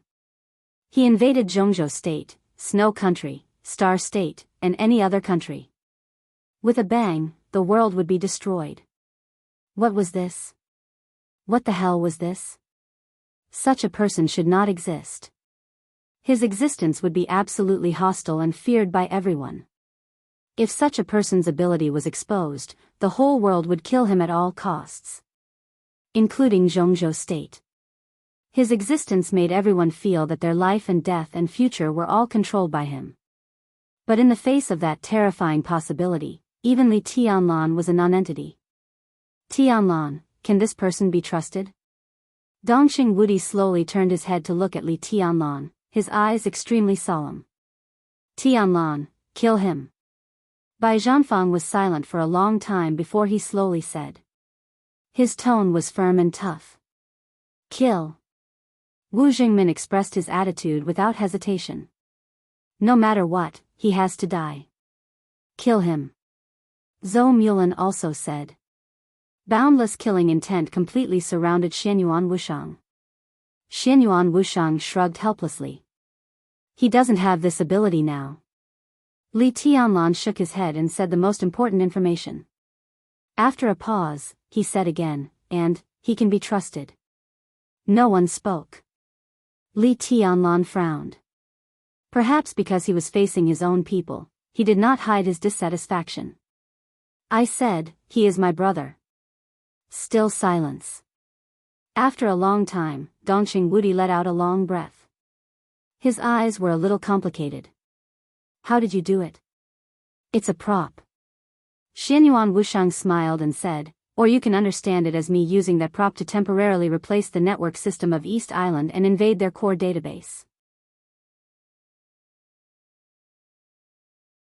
That prop instantly simulated and analyzed the information of every person recorded in East Island from countless files, and instantly simulated countless personalities. This kind of ability is really scary. In fact, it wasn't just the top officials of East Island who were affected that night. There were a total of 40 million calls in East Island that night, including phone calls, videos, emails, and texts. All of these were intercepted by the special intelligences simulated by that prop. But that prop's ability also reached its limit, so after the battle in Beihai, that prop was also destroyed. What he said was half true and half false. For example, that prop. If he hadn't appeared in front of Li Tianlan with virtual travel and taken Li Tianlan to do another virtual travel, Xianyuan Wushang's glasses wouldn't have been destroyed. That pair of glasses could have allowed Xianyuan Wushang to travel in every corner unscrupulously and invade every secret location at will. Simulating tens of millions of intelligences in an instant was nothing for that pair of glasses. It was nothing. But the truth was that the glasses were indeed destroyed, and Xianyuan Wushang really didn't have the ability that made everyone so afraid. A prop? The giants in the study looked at each other for a while. Where did that so-called prop come from? Wu Jingmin asked in a deep voice. Xianyuan Wushang didn't mind their aggressive attitude and said slowly, it originally belonged to my sister. Later, she gave it to me. For me, it's the most precious thing. Where's your sister? Zhou Mulan looked serious. Xianyuan Wushang was silent for a while, then said sadly, she's dead. Dongxing Wudi looked at Xianyuan Wushang seriously.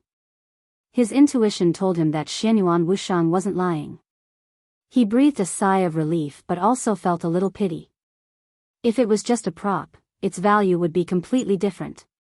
What a pity, Wu Jingmin smiled and said, that prop.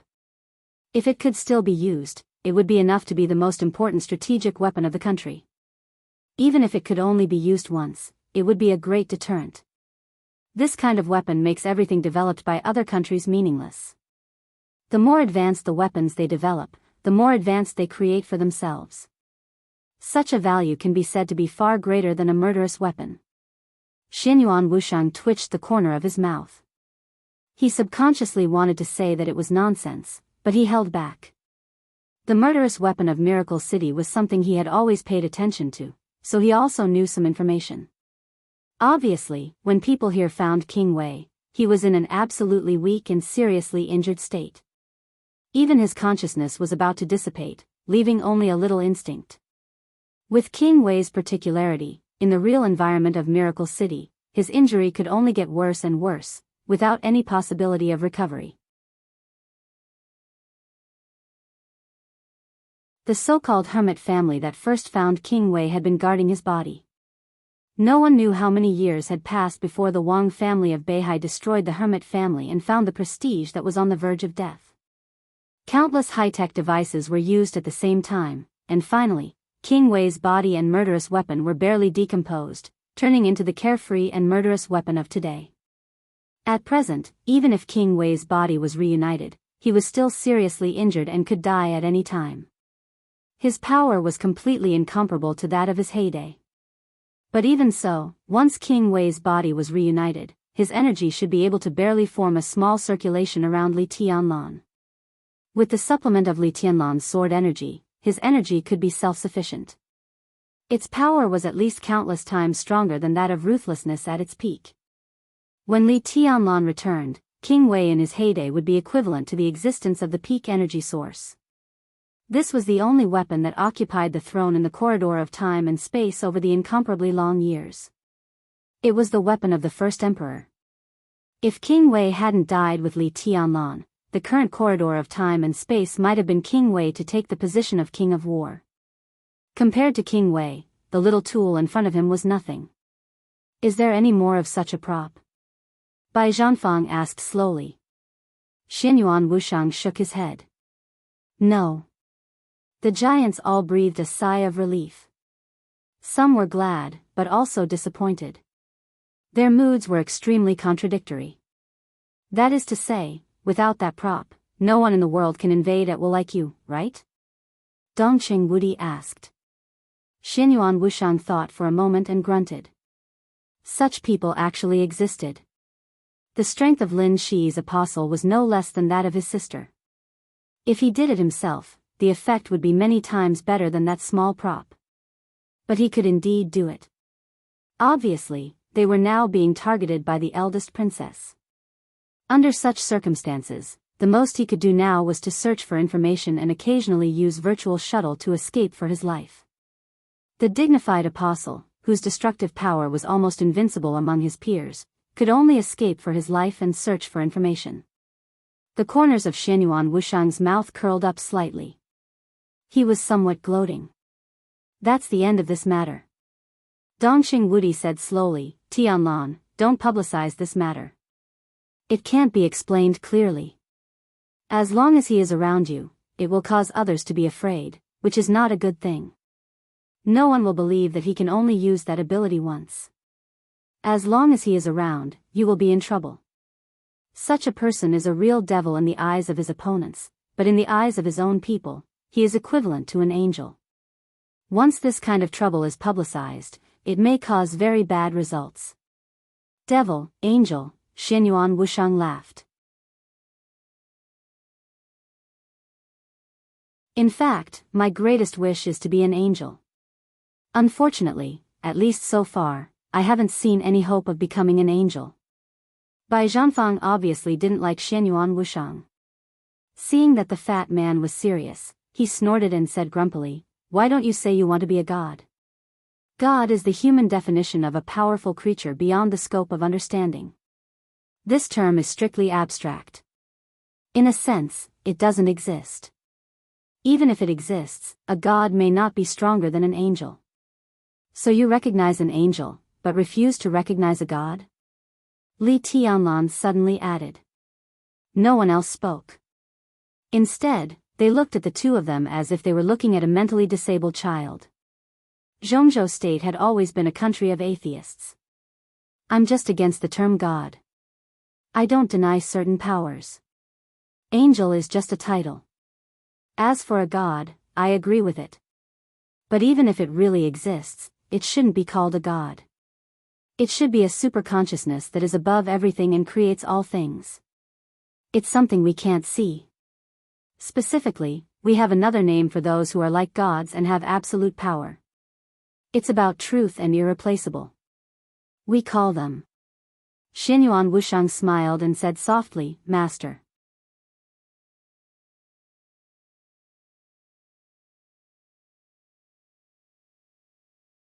Chapter 1083. On the way to the Chen family, the vehicles that set off from the Bai family's manor formed a row of majestic motorcade.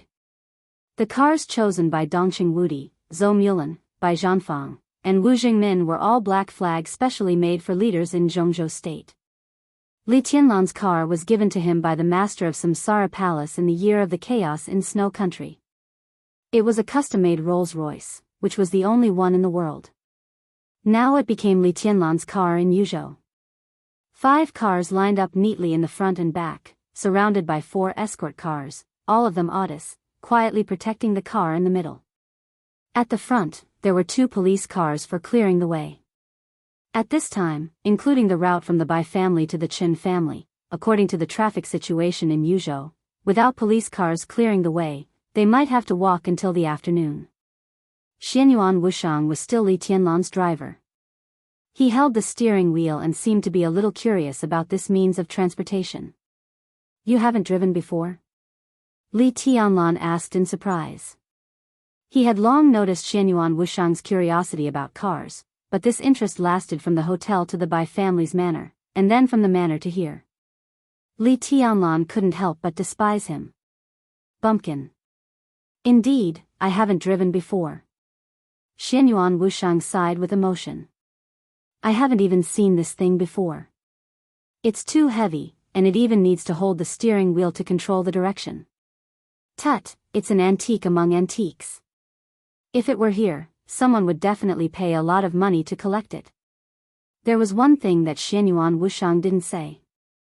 Anything that came from Miracle City, not to mention a car, even a handful of soil had great research value.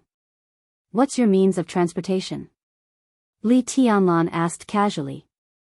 He had always thought that the group behind Xianyuan Wushang should be a hidden force living in a corner of a country on Earth.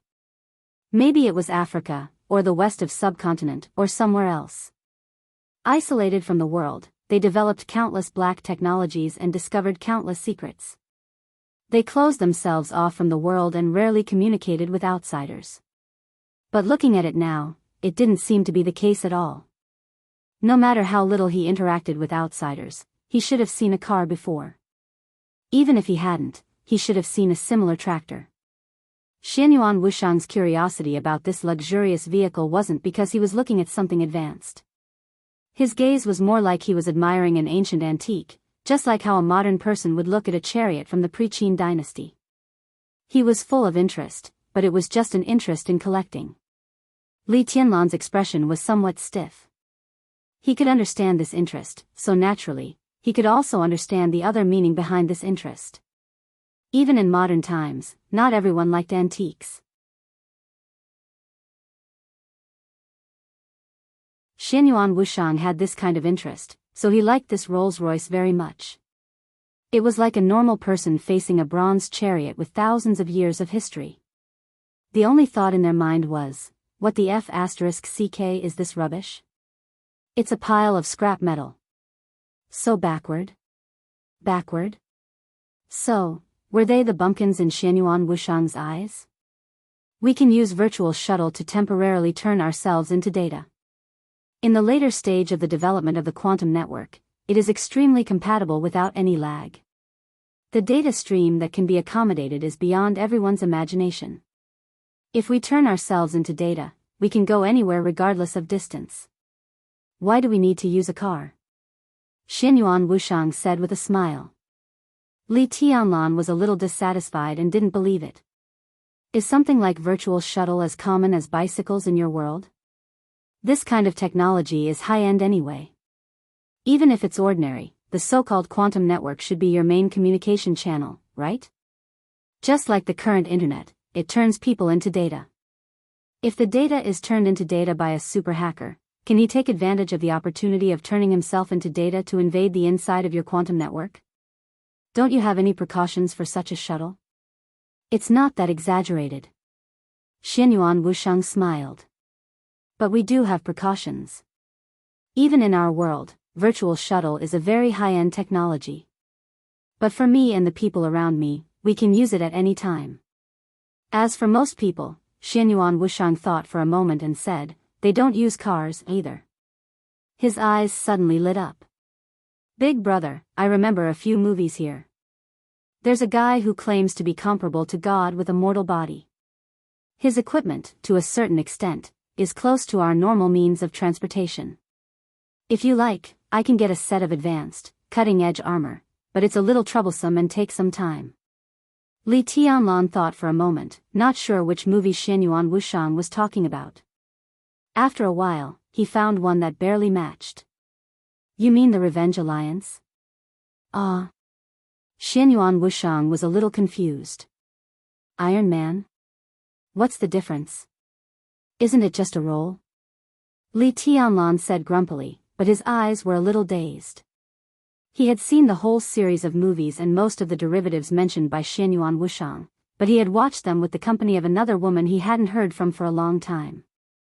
Wang Yuetong was a die-hard fan of this series of movies. Li Tianlan glanced at them, but the two of them were not very interested in the rich man in iron armor who could fly in the sky and travel underground. Li Tianlan didn't have any special feelings for anyone, but Wang Yuetong admired the captain very much. Li Tianlan thought for a moment and asked, "Your means of transportation is iron armor?" "We call it a single mecha." Xianyuan Wushang smiled. "It has nothing to do with steel. It's a strong interaction material. It can be used as a single person's means of transportation, and it can also be used to arm a small elite army for battle. Well, this kind of thing. I don't think I can carry it." He thought about it seriously and confirmed his idea again. Only a few super-large elite legions would be able to mass-produce individual mechas made of materials with strong interaction forces, making them look like normal equipment. However, even in the space-time corridor, this material was a strategic large-scale military resource. It was a strategic material that could be used for many purposes. All of them were made of protons and neutrons that were completely locked together by strong interaction forces. The surface was absolutely smooth, the temperature was at absolute zero, and it would reflect all electromagnetic waves. Its surface was indestructible, and it had an absolutely strong bearing capacity that far surpassed nanotechnology. This material was not only used to make individual mechas, but it was also one of the main materials used to seal the stars.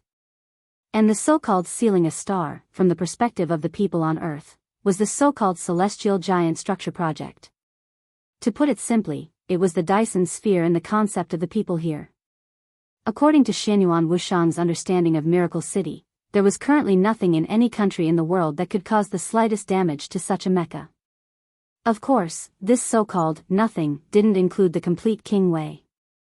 If such a mecha was the military version of the time corridor, it was usually equipped with a warp speed engine, image memory system, super thinking system, all-around armed control system, energy conversion resonance system, force field control system, infrasound weapon system, dark matter cannon, and the conventional version of the Star Destroyer cannon.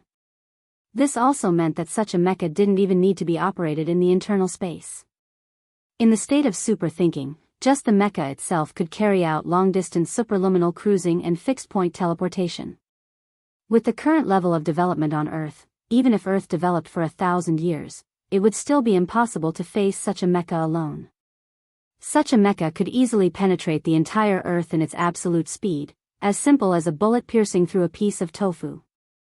And any of the weapons equipped on the mecha itself could directly destroy the surface of the entire Earth in just a few dozen seconds. Such a mecha, whether in the time corridor, the God of War's realm, or the human emperor's palace, had a unified name. The code name was Calamity. With Xianyuan Wushang's identity as the 9th prince and a member of the Pinnacle Palace in the time corridor, there was no problem at all for him to get a Calamity mecha. But the point was that if this thing didn't go through special treatment, it would be like a locator in Miracle City, attracting countless malicious eyes. He drove the car, his eyes flashing for a while, but he didn't say anything. Li Tianlan looked at him expressionlessly. "So, when you said you would get me a set just now, you were just making fun of me?" "No, I didn't." Xianyuan Wushang smiled. "I don't have the means to deal with those troublesome things. After all, I'm just a doctor. But I should be able to find someone to get a set for you. Of course, it should be a collectible without weapons and various systems, with only basic navigation capabilities. It's not troublesome." It was indeed not troublesome. He didn't have such a mecha, and neither did Xing Tian. But Lin Shi did. To be exact, it was the apostle next to Lin Shi who had won. He was one of the oldest apostles in the time corridor. If his sister hadn't died, even if he was stronger than him, there would be a limit. How many calamity mechas did the apostles have? Judging from the size of his sister's army at that time.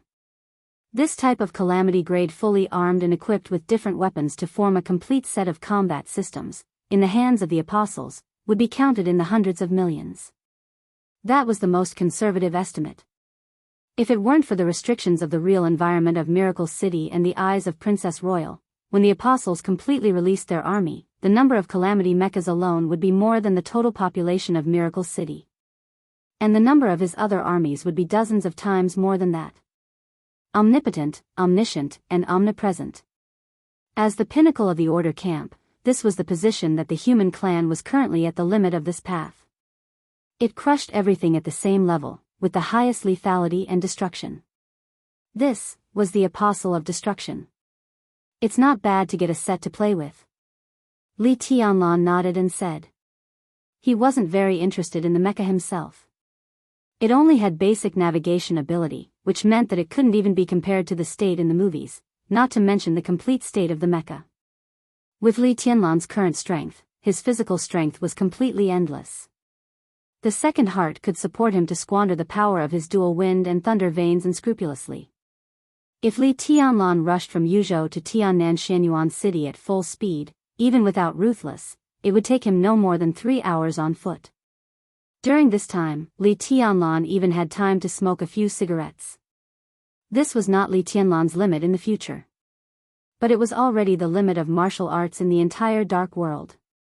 But if he gave this mecha to Qin Weibai, she would probably like it very much. I'll get it for you after a while, big brother.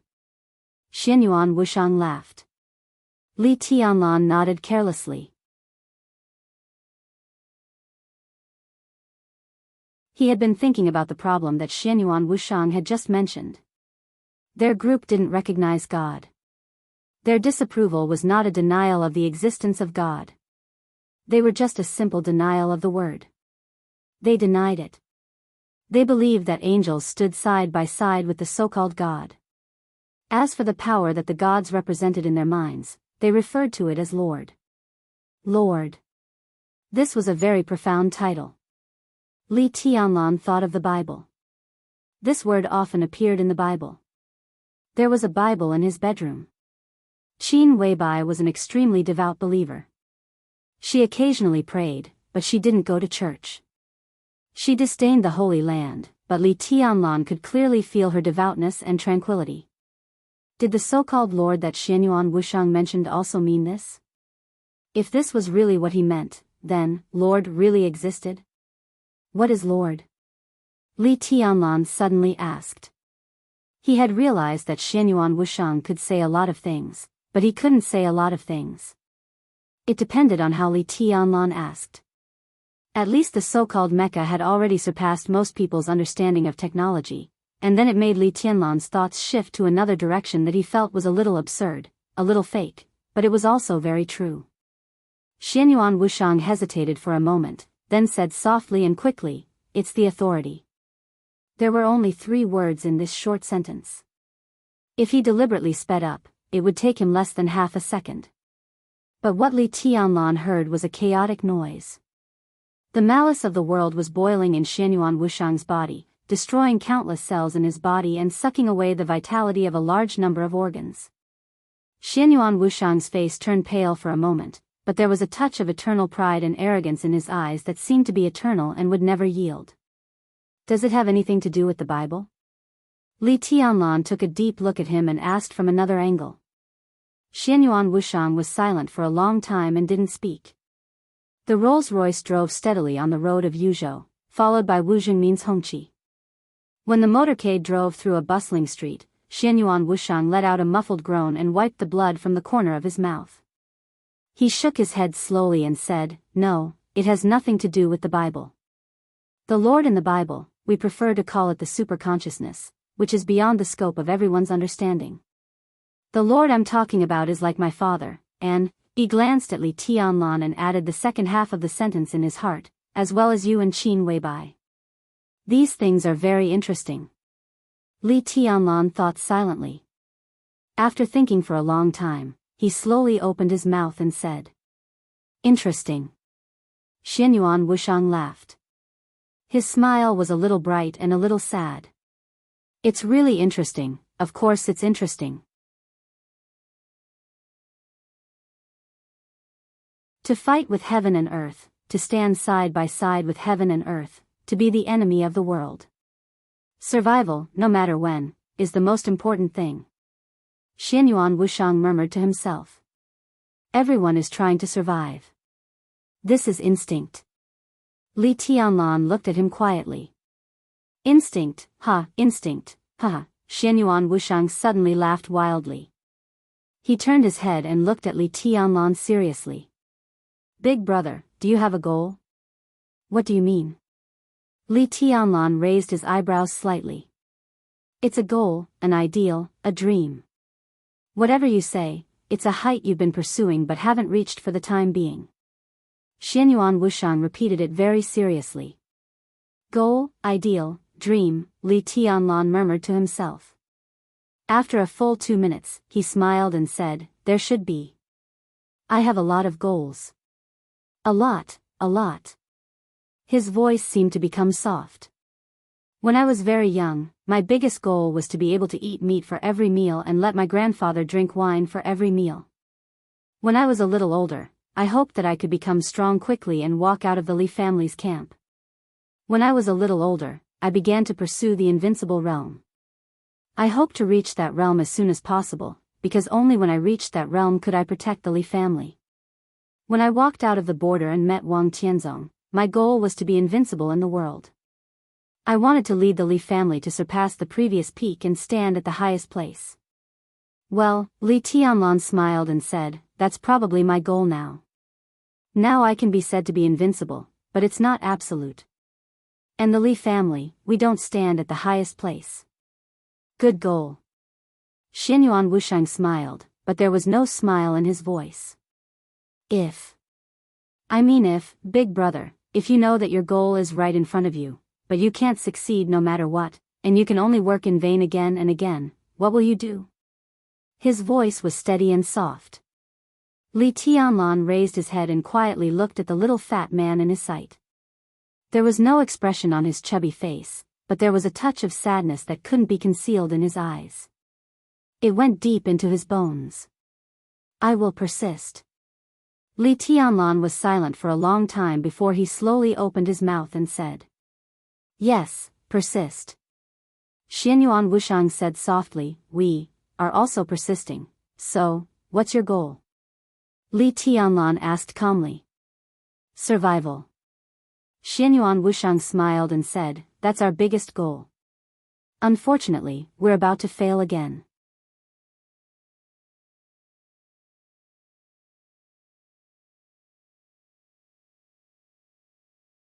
Chapter 1084. For the arrival of Li Tianlan and Dongqing Wudi, although the Qin family tried their best to hide something, they still inadvertently showed strong hostility and great fear. The Qin family's residence was not too far from the city center. It was a Chinese-style garden covering an area of less than 20 acres. It used to be the mansion of a prime minister of the previous dynasty, which matched Qin Fangqing's identity. It was said that Qin Fangqing fell in love with it at first sight. When he was the deputy prime minister, he brought his family here and built the prime minister's mansion into an antique but modern and comfortable Yuan Lin.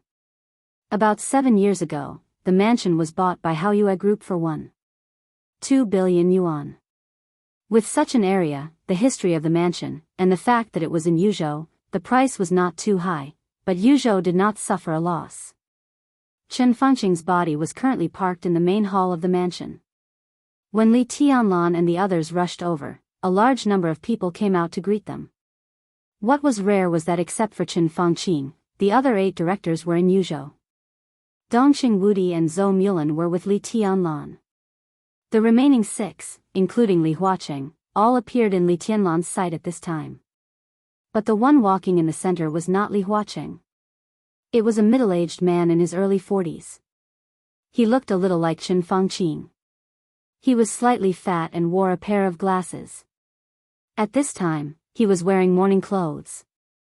His eyes were a little numb from the pain, and he even looked a little sluggish. Obviously, he had not reacted to the news of Qin Fangqing's sudden death. When shaking hands with Li Tianlan, his arm trembled violently. The almost numb pain seemed to become active the moment he saw Li Tianlan. The pain was changing, mixed with deep resentment and fear. At this moment, he looked like he was going to pounce on Li Tianlan and bite him to death at any time. But in the end, he dared not do anything. He even quietly lowered his head to hide his eyes. Li Tianlan glanced at him, narrowed his eyes, and remained calm. He naturally knew the man in front of him. After Qin Fangqing, he could basically be regarded as the pillar of the entire Qin family.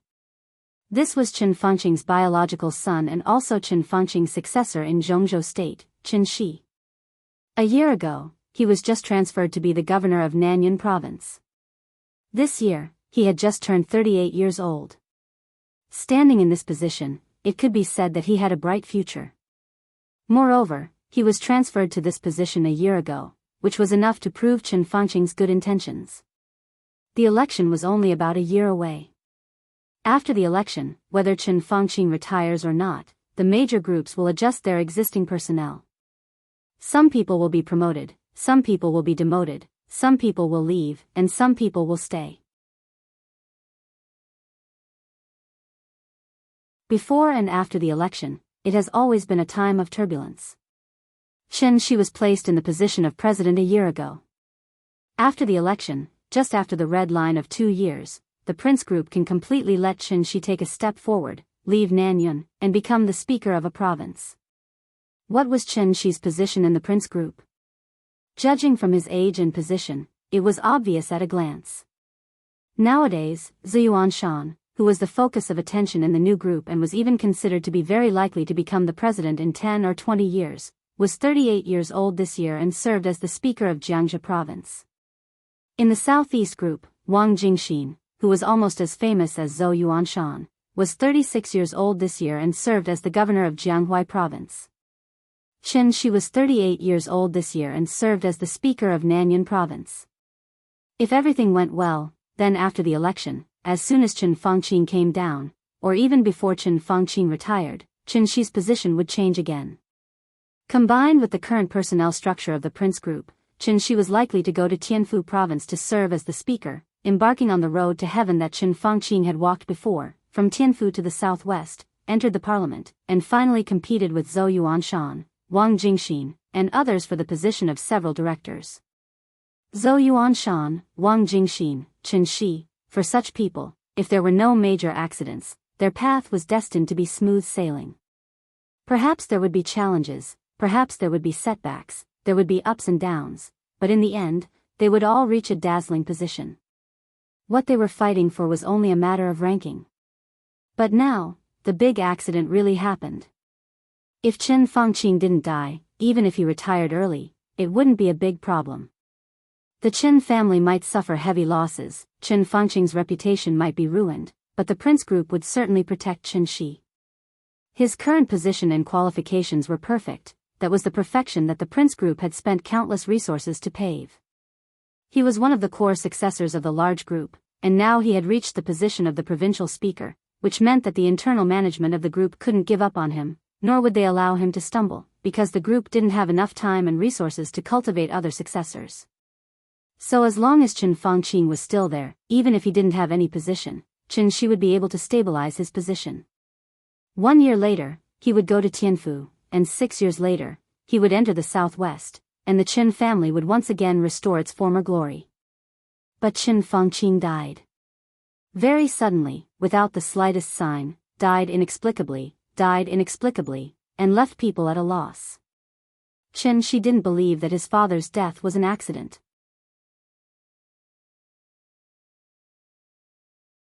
He spoke to his father on the phone yesterday afternoon after receiving the news of the decisive battle in North Sea. At that time, Qin Fangqing's heart was suppressing great unwillingness and anger, but his attitude was still positive. He had always been in good health, how could he die in less than a day? Li Tianlan. It could only be Li Tianlan. It could only be the new group. Whether or not Chen Shi was rational enough, whether or not he could see that the new group's action at this time was extremely disadvantageous to their own situation, Chen Shi always believed that Li Tianlan killed his father. Because this was the only possible explanation. Since it was the only one, then no matter how absurd it was, the only one was the truth. The moment he saw Li Tianlan, Chen Shi's whole body suddenly fell into great hatred and rage, but when he saw Li Tianlan's eyes, all the hatred and rage seemed to be frozen. The other's eyes were calm and indifferent, like a basin of cold water without the slightest temperature, freezing all the blood in his body in an instant. Fear, coldness seeped in completely into his bone marrow. Only then did Chen Shi remember his identity. Or rather, he remembered his position. His position was the governor of Nanyun Province. Nanyun Province. Nanyun Province was next to Tiannan. The rapid development of Shenyuan City in the past 2 years was inseparable from the funds of Emperor Dong's palace and the support of the Flourishing Age Fund hidden behind the scenes at that time. But this was not all. Many plans needed to be discussed in the parliament. Among the large quantities of materials, some of them were strictly controlled. It was not that the Flourishing Age Fund and Emperor Dong's palace could not provide these things, but if they wanted to build a city with the plan of building a province first, they needed all kinds of materials, and they had to rely on the support of Zhongzhou State. All the materials had to pass through Nanyun Province. And the materials for Shenyuan City were also prepared by Nanyun Province first. For more than 2 years, the Prince Group and the academics kept chasing the Southeast Group and the Giant Group, and at the same time, they constantly put pressure on Emperor Dong's palace and the Wang family of Beihai. As the son of Qin Fangqing, Chen Shi sat in the unique position of Nanyun Province. It was completely imaginable what his attitude towards Emperor Dong's palace and what he had done. At least, Chen Shi had secretly heard some rumors. More than one high-level official of Emperor Dong's palace had expressed their attitude that they would kill him sooner or later. At the very least, Chen Shi was on the blacklist of Emperor Dong's palace. If Qin Fangqing had not died, he would have become the master of Heaven's palace 1 year later. Naturally, he would not be afraid of this. But now Qin Fangqing suddenly died.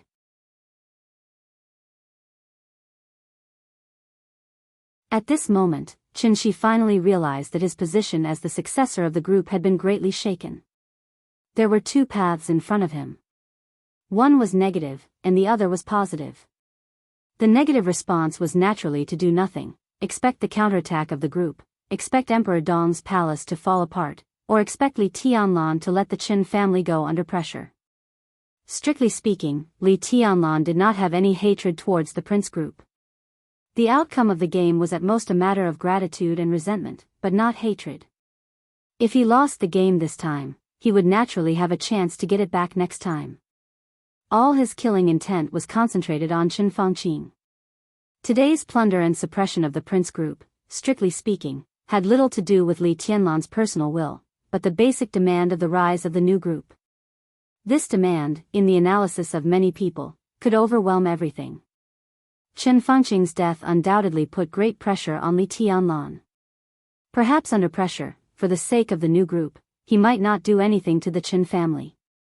In this way, through the most difficult period, Chen Shi thought that he could rely on his father's death to regain his footing.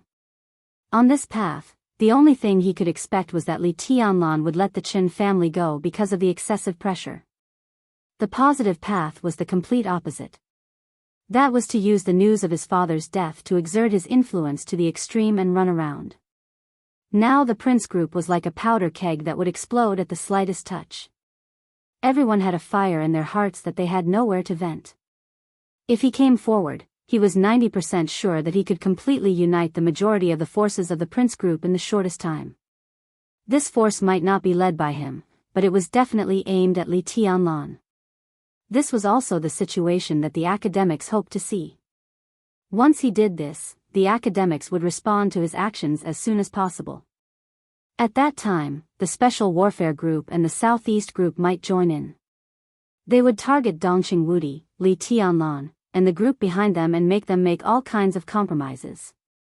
It was easy to succeed on this path. And the so-called success was just to make Li Tianlan compromise. Chen Shi was not sure how far he could make Li Tianlan compromise and not target the Qin family. And once he did so, as the source of all things, the Qin family would inevitably incur stronger hatred from the whole Emperor Dong's palace. This also meant that on this path, he would directly stand at the forefront, on the opposite side of the young Emperor Dong, and directly challenge His Majesty. Yes, it was Majesty. Chen Shi felt that it was not too much to use this word to describe Li Tianlan. In the eyes of many, he was the heavenly son.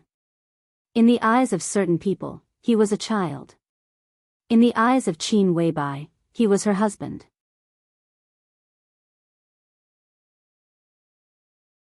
In the eyes of the people of Emperor Dong's palace, he was His Majesty. But in the eyes of all the enemies of Li Tianlan today, the current Li Tianlan was invincible. Invincible in the world, naturally, His Majesty was irresistible. Chen Shi wanted to take this path, but he had asked himself countless times, and he still did not feel that he had the courage to stand in front of Li Tianlan. Moreover, even if he really did so, Chen Shi was not sure how many people would speak up for him if Li Tianlan insisted on destroying the Qin family, even if he compromised on a lot of things. As long as Li Tianlan was willing to compromise and give up some resources, then the prince group would have the possibility to choose a new successor. Although it was only a possibility and not an opportunity, it was better than nothing. Li Tianlan and Emperor Dong's palace had grown to this extent. For the prince group, naturally, they wanted to get rid of them as soon as possible. But for the southeast group and the academics, they were happy to suppress the new group and Emperor Dong's palace. But if they wanted to destroy Emperor Dong's palace and the new group, these two groups would definitely retreat faster than anyone else. Therefore, Li Tianlan would always have a position at the top of Zhongzhou state. Many people would suppress him. Li Tianlan would also compromise, but no matter how he compromised, he had to find a target to vent his anger. At that time, when everything was settled, the Qin family would undoubtedly be the most suitable target to be sacrificed. And such a thing was also the most likely. Chen Shi did not dare to do so. But if he continued to wait passively, what would happen after Li Tianlan passed the most difficult period? At that time, the strength of the prince group would be greatly damaged. Chen Shi was one of the successors of the prince group, but not the only one. With the scale of the prince group, it was enough to train 2 future directors of Zhongzhou state, and Chen Shi was just one of them. Just one of them. When the strength of the prince group was greatly damaged, in a short time, it was impossible for them to replace both successors. Therefore, giving up one and fully supporting the other was the most rational behavior. Chen Shi would also be given up. Just before and after the election. He would also leave Nanyun. But instead of going to Tianfu, he would go to Yuzhou and be given an idle position. After a few years, when no one paid attention to him, Emperor Dong's palace would also attack him. Chen Shi suddenly found that he had no choice. No matter what choice he made, the Qin family seemed to be facing a dead end. Resentment, unwillingness, fear, coldness, all the emotions turned into a huge pressure, crushing Chen Shi's spine. He held Li Tianlan's hand stiffly, and he did not realize that he had bent down. And in his eyes, there was also a flash of hatred. A vague voice sounded in his ear.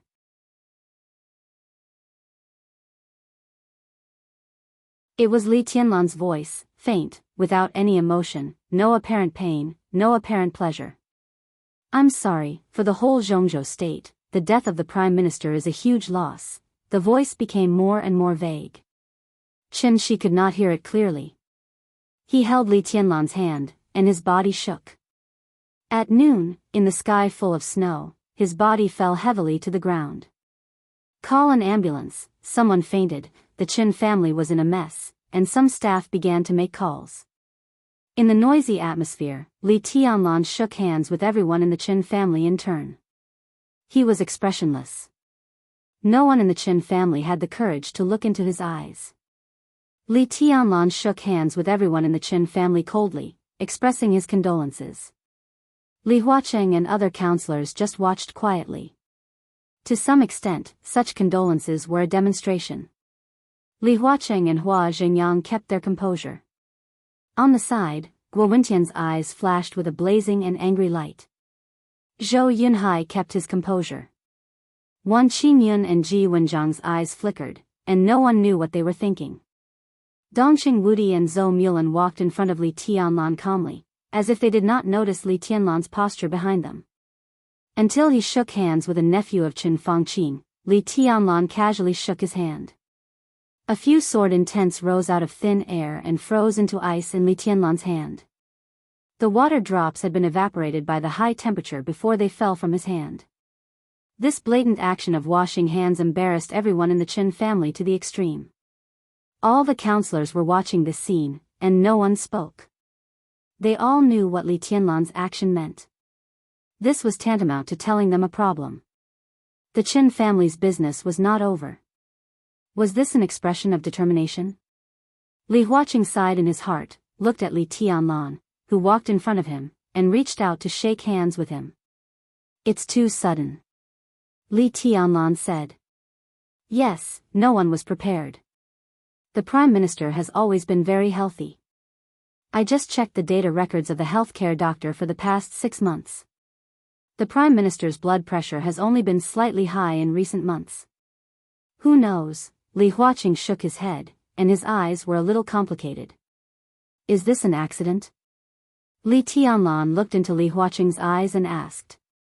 Li Huaqing paused slightly and did not speak. This question was too direct. If he said it was not an accident, that meant that he thought Qin Fangqing's death was a murder. If he said it was an accident, that meant that in his attitude, this matter had nothing to do with Li Tianlan. No matter what he said, it was not appropriate for Li Huaqing. The forensic doctor is still studying, and it's not clear at the moment. Li Huaqing said vaguely. Li Tianlan nodded. Where is the Prime Minister's body? I also brought a doctor, maybe he can draw some conclusions. Oh.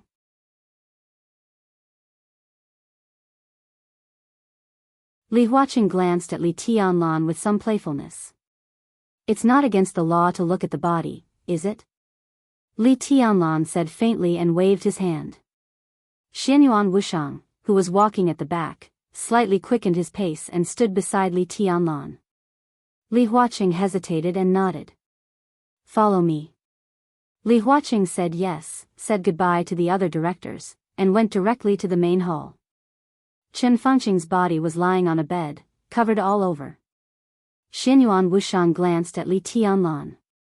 Li Tianlan nodded. Xianyuan Wushang took 2 steps forward and casually lifted the cover on the body. Qin Fangqing's eyes were closed, and he looked very peaceful.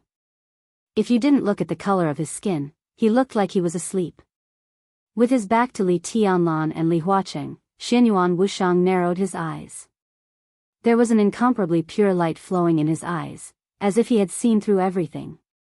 The light in his eyes became brighter and brighter. His pupils slowly narrowed, but the expression on his face began to become doubtful. The doubt slowly became dignified and serious, and finally turned into a touch of fear and dread. He stared at Qin Fangqing for almost 5 minutes. He put down the cover again. How is it? Li Tianlan, who had been standing there chatting with Li Huaqing and couldn't do anything else, asked casually. Nothing unexpected. Xianyuan Wushang was silent for a long time, and then slowly said, It's a natural death. No one could see his expression.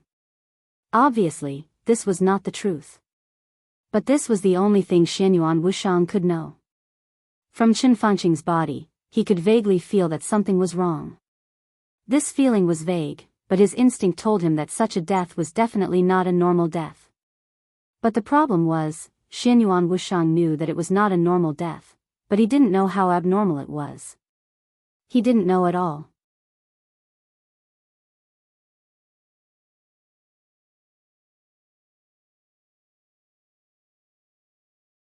Chapter 1085. No one believed Xianyuan Wushang's words.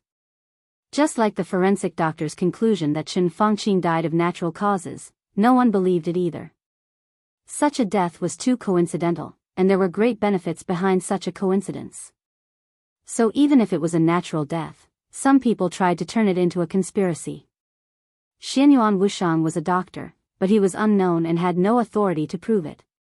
In the eyes of others, his so-called natural death was just a formality that Li Tianlan had brought a person here to go through the motions and give the conclusion of natural death.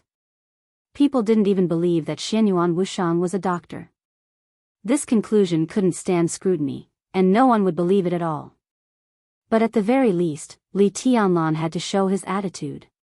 As the new group became more and more clear, and people kept changing their positions under the influence of the Flourishing Age Fund, Li Tianlan's attitude could be said to be unimportant, but it could also be said to be very important. But on the scene, no one showed any doubt about Xianyuan Wushang, even those from the Qin family. There was an endless stream of people from the Qin family who came to mourn. After all, he was the prime minister of a country.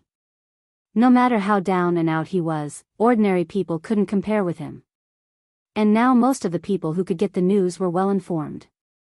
They could know about Qin Fangqing's death, and naturally, they could see some possible developments after Qin Fangqing's death. At this time, no one wanted to offend Li Tianlan, and naturally no one wanted to offend Qin Fangqing. Anyway, it was just a trip, and no one thought it was troublesome. On such an occasion, other directors of Zhongzhou State had to show up, but it was not suitable for them to be watched for a long time. So Li Huaqing took the initiative to borrow a side hall from the Qin family and prepared to hold a temporary meeting on the spot. When talking to the Qin family, Li Huaqing's expression and voice were very calm. But Li Tianlan, Dongqing Wudi, and Zhou Mulan all took a deep look at him. Meeting in the Qin family. Everyone knew what it meant. The Qin family was not far from the Hidden Dragon Sea. Under normal circumstances, even if there was a meeting, it should be held in the Hidden Dragon Sea. In fact, they had nothing else to do here. There was no need to stay here after showing up. Qin Fangqing's death was sudden and special. In the past 100 years, he was the first director to pass away before he even retired. Therefore, all the counselors would show up. All the counselors in Yuzhou and the powerhouses of the military headquarters would come here. In the next 3 days, all the counselors in Zhongzhou State would come to Yuzhou and wait for Qin Fangqing's funeral. If Qin Fangqing had already retired, the directors would also come before the official funeral. However, they would not appear at the same time. In fact, not all of them would appear. They would ask the secretary to help maintain the order at the scene. They would only attend the funeral ceremony for Qin Fangqing's remains. So, strictly speaking, after the appearance, all the directors had nothing to do. It was enough to leave 2 secretaries to assist the Qin family. They could come again during the funeral ceremony 3 days later. But now, Li Huaqing requested to have a meeting at the Qin family. Was it because the meeting was so urgent that they couldn't even make it from here to the Hidden Dragon Sea, which was less than 20 kilometers away? That was obviously not the case. This was gaining the upper hand by a show of strength. The high-level meeting held in the Qin family had a rich meaning, and the most direct meaning was Li Huaqing's dissatisfaction with Li Tianlan. Holding the meeting here not only put great pressure on Li Tianlan and the giant group, but also showed his attitude to other groups. Li Tianlan was expressionless and didn't say anything from beginning to end. The Qin family specially arranged a relatively quiet room in the backyard for Qin Fangqing. The room was not very big, so it seemed extremely crowded after the high-level people walked in. There were still a lot of people present today. Not only the 9 counselors, but also the 3 deputy prime ministers of the cabinet, 2 national advisors, Speaker of Yuzhou by Zhanfang, 4 deputy ministers of the military headquarters, by Qingzhao, the deputy secretary general, and the counselors of the Ministry of Personnel, the Ministry of Personnel, the Coalition Ministry, and other departments were all present. Li Huaqing sat in the main seat and silently looked at everyone present. Li Tianlan sat opposite Li Huaqing with a blank face. He didn't say a word and his mind was wandering. I just met the Prime Minister yesterday. Li Huaqing was silent for about 5 minutes before he slowly said, "We talked until late. Last night, he was still discussing the development of Zhongzhou State with me." Who could have thought that today? There was an extremely sincere regret and sigh in his tone. No one knew what he really thought. Guo Wendian took out a cigarette and lit it. Guo Wendian took out a cigarette and lit it. He said slowly, "We've been communicating a lot recently. The Prime Minister has been under a lot of pressure recently and often suffers from insomnia. His headache is an old problem, and he's talked to the doctor about it, but the doctor didn't have a good solution. He just prescribed some painkillers and told him to rest well." Guo Wendian laughed at himself and said, "Pay attention to rest. As far as I know, the Prime Minister's work and rest have been extremely chaotic in recent years, and a lot of things have happened recently. How can he have any rest?" There was silence.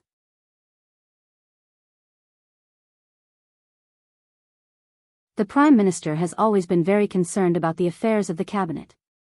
The Prime Minister's vision has always been very long-term. He pays attention to the future of the cabinet. At the same time, he often reflects on the past of the cabinet, combines the past with the present, summarizes the experience, and explores the future road.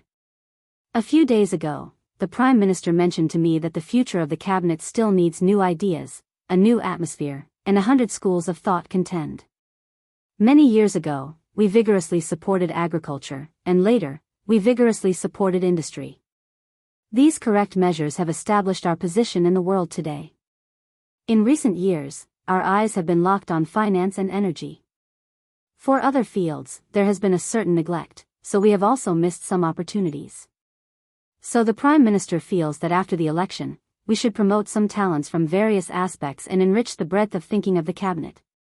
He said that no field of the country should be abandoned.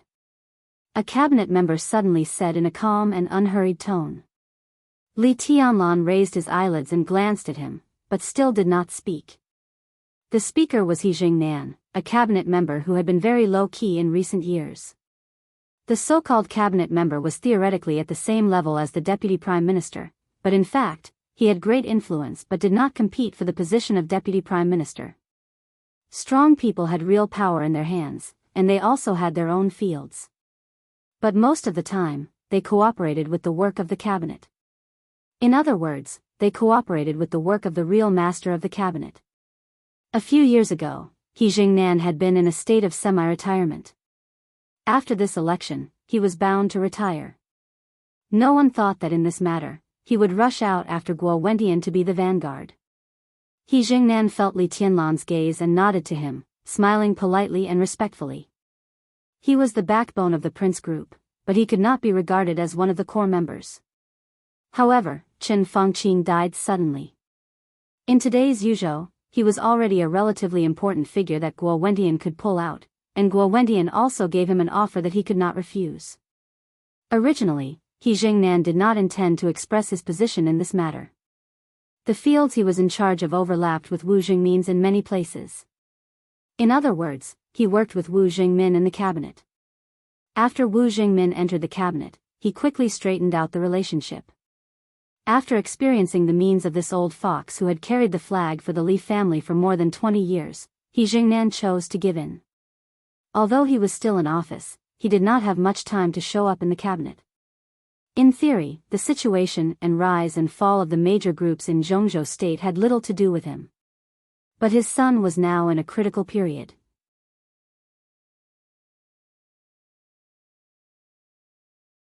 His son was now the mayor of East Mountain Province's Kojima City. Kojima was a vice-governor level city, but the mayor of Kojima was a vice-governor level city. Although it couldn't be said to be low in status, it wasn't too high either. Guo Wendian almost hit his soft spot as soon as he opened his mouth. If this operation was successful, after the election, his son would be transferred to the capital city of Tianfu Province to serve as a member of the council and the speaker of the capital city. In this position, if everything went well, it was very likely that he would become the governor of Tianfu Province in a single step after 5 years. That was the real core member of the Prince Group. At his age, his son had little chance to become a director, and the Prince Group did not have such resources. But starting from the position of the governor of Tianfu Province, as long as he was not too unlucky, his son could basically reach his current height. Whether he became a member of parliament or a member of the cabinet, he could ensure the continued glory of the family. Therefore, He Jingnan did not hesitate. He just thought for a few seconds and then promised Guo Wentian that he would fight for him at the meeting. What he said through Chen Fengqing's mouth was very implicit, but everyone was very clear about what he meant. Promote talents from various aspects and perspectives. This sentence was the key of the key. The so-called various aspects and perspectives could be understood as focusing on officials with different talents. But there was no shortage of such different types of officials in the major groups. Even the weakest North group had a lot of them. So this sentence was equivalent to saying that the cabinet after the election was a piece of cake placed in front of the major groups, and everyone had a chance to share a piece. In other words, the next cabinet would no longer be a group with a relative advantage. Instead, every group could make their own voices heard in different positions. This had an absolute conflict of fundamental interests with the future planning of the new group. Wu Jingmin became the second minister. Bai Qingxian became the deputy minister. The goal of the new group was clear and clear. It put its two leaders in the cabinet, and even sacrificed a lot of possible local interests for this. The first step of the rise of the new group was to win the right to speak in the cabinet. Now, He Jingnan wanted to let the cabinet compete. All the people of the group entered the cabinet, which also meant that the position of the new group in the cabinet would be greatly reduced, and its right to speak would also be greatly weakened. The strategy of the new group would completely fail. At that time, even if Wu Jingmin and Bai Qingxian were pushed up, the new group would only get a small number of positions and a few provinces, and its foundation would become unstable.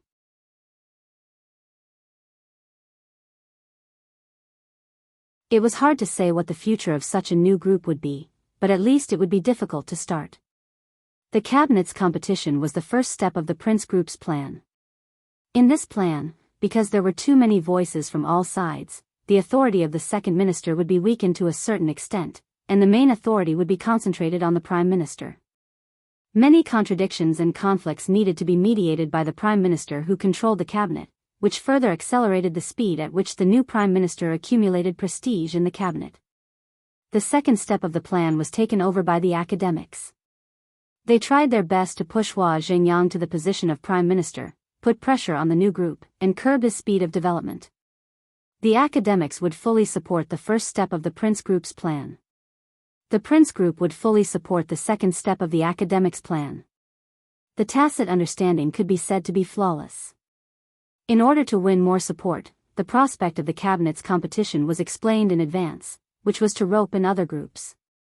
The cabinet was the core of the country. Each department under the cabinet meant great power, especially the departments of finance, development, security, commerce, agriculture, and industry. Not to mention the position of minister, even the deputy, or even the head of some important departments and bureaus, would be fought over. When these positions were held in the hands of the major groups, they would also become some stable promotion ladder, and they were the kind with great value. Such positions, no matter how many there were, no one would complain. Since He Jingnan had said this on behalf of the Prince Group, it was equivalent to a promise from the Prince Group and the academics. Such a promise couldn't be stingy. After all, the major groups had their own dealings, and it wasn't a one-time deal. If their reputation was ruined this time, even if it was beneficial in the short term, it wouldn't be worth it in the long term. Therefore, in order to get the leadership of the cabinet, the Prince Group and the academics really planned to divide a considerable part of the cabinet's power. While roping in other groups, they suppressed the new group's plan to conquer the cabinet. It could be said to be killing two birds with one stone. Personally, I think the Prime Minister's words make sense. He Jingnan looked at Li Tianlan and immediately shifted his gaze.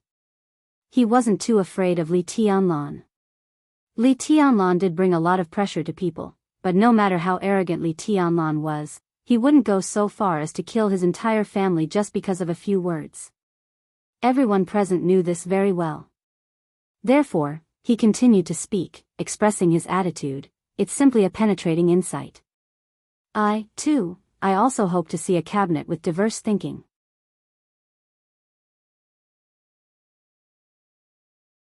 The death of the Prime Minister is a huge loss to Zhongzhou State, but we should unswervingly follow his path. Time will prove that he and we are both right. That is to say, I'm wrong? Li Tianlan suddenly asked. His eyes fell on He Jingnan, his eyes bright and unblinking. In fact, no one mentioned anything about him, but Li Tianlan just took it personally. No one thought he was stupid.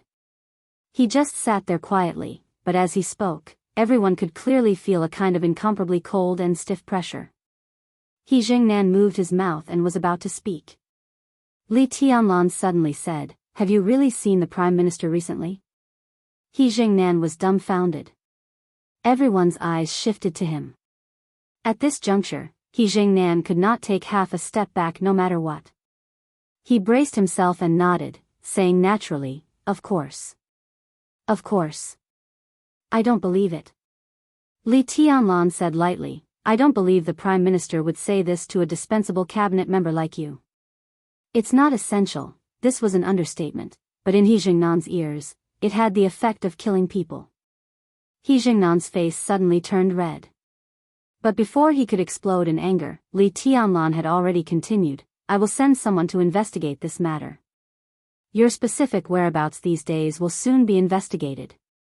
Here, today, you can say whatever you want, even in the name of the Prime Minister. But today, everyone is sitting here. If you haven't seen the Prime Minister, it is tantamount to deceiving the entire Zhongzhou state. At that time, even if Zhongzhou state does not touch you, I will make you pay the price." He Jingnan's body stiffened. His snow-white beard trembled and his face was a little pale. "Your Majesty is really domineering," Hua Jingyang suddenly said with sarcasm. Li Tianlan glanced at him.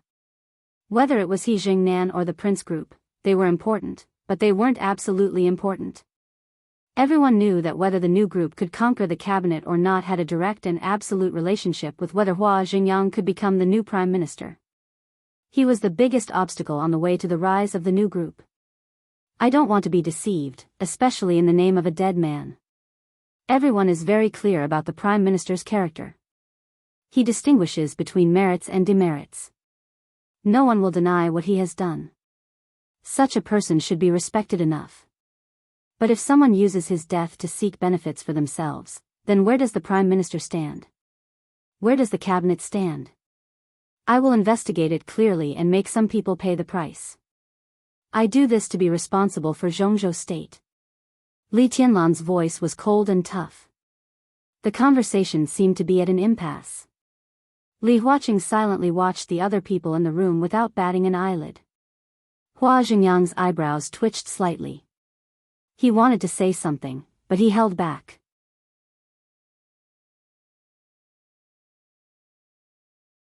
Li Tianlan's words were equivalent to the most naked threat. He was not only threatening He Jingnan. It was also Hua Jingyang. He Jingnan spoke in the name of Qin Fangqing. Li Tianlan used Zhongzhou state to fight back. Be responsible for Zhongzhou state. Li Tianlan was already qualified to say this. No one present, including Li Huaqing, dared to say to Li Tianlan that Zhongzhou state did not need his responsibility. No one dared to say it, and no one could bear such a responsibility.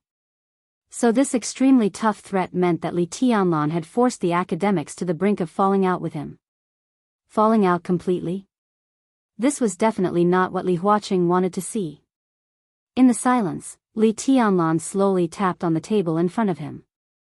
His fingers jumped rhythmically on the table, and the other hand supported his face. He tilted his body and looked at He Jingnan. "Now, I will give you another chance. Tell me, have you seen the Prime Minister recently?" He Jingnan's body trembled obviously. He wanted to speak, but he lost all his courage for a moment. Li Huaqing frowned and suddenly said, "Okay, we can discuss this matter later. Let's go back to Hidden Dragon Sea and hold a formal meeting." He paused and said calmly, "Huayang, you stay and see if there is anything else the Qin family needs." The Prime Minister left suddenly. You have to temporarily take charge of the work of the cabinet so that he can leave at ease. Temporarily arrest him? Was this temporarily really temporary, or? Li Tianlan raised his eyebrows and showed a sneer. Li Huaqing, did you want to set the tone directly? Ji Wenzhang and Wan Qingyun also raised their heads at the same time, looked at each other, and wanted to speak. But Li Tianlan had already beaten them to it. I'm different." He didn't finish his words either. It was because at the instant he spoke, cries of grief suddenly sounded from within the Qin clan. Wails of despair and misery filled the air. Such a sound was very common in the news of Qin Fangqing's death. However, the voice that had suddenly appeared seemed to have been magnified thousands of times in an instant. Li Tianlan was stunned. The next moment, the door of the temporary meeting room was suddenly pushed open. Li Huaqing's secretary, Ma Si, rushed in a panic. Behind Ma Si, the secretary of Hua Xingyang and Wu Jingmin also rushed in. "President, everyone." Ma Si's breathing was a little short, and his face was extremely ugly. When he spoke, he subconsciously looked at Li Tianlan, with a touch of fear in his eyes, avoiding eye contact. Li Tianlan's heart sank for no reason. Ma Si's voice was like an icy wind, blowing quickly through the meeting room and into everyone's heart. "Just 2 minutes ago, in the ambulance," Ma Si said in a dry voice, "Governor Qin passed away, the cause of death, cerebral hemorrhage." There was a dead silence. Li Tianlan's body stiffened in place. His face became completely livid.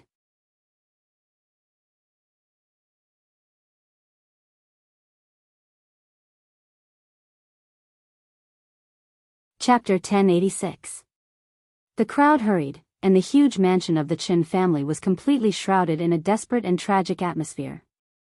The male relatives of the Qin family could barely support their bodies to receive the guests, but the women had completely lost their souls. There was no more sorrow, no more crying. Everyone sat in the mourning hall in a daze, like puppets placed in the mourning hall. A brand new mourning hall belonging to Qin was quickly set up. The number of people who came to the Qin family increased in less than 2 hours after Qin death. The news of the death of the father and son of the Qin family spread from the temporary conference room. The resolution had been formed, the documents were sent to various places, and the major media software pushed the news at the same time. At this time, almost all of Zhongzhou state had known that the prime minister and Qin died on the same day. Li Tianlan was still the biggest suspect. Qin Fangqing's death shocked people and Li Tianlan's madness. But Qin's death made almost everyone angry. It was too much. Everyone felt the same way.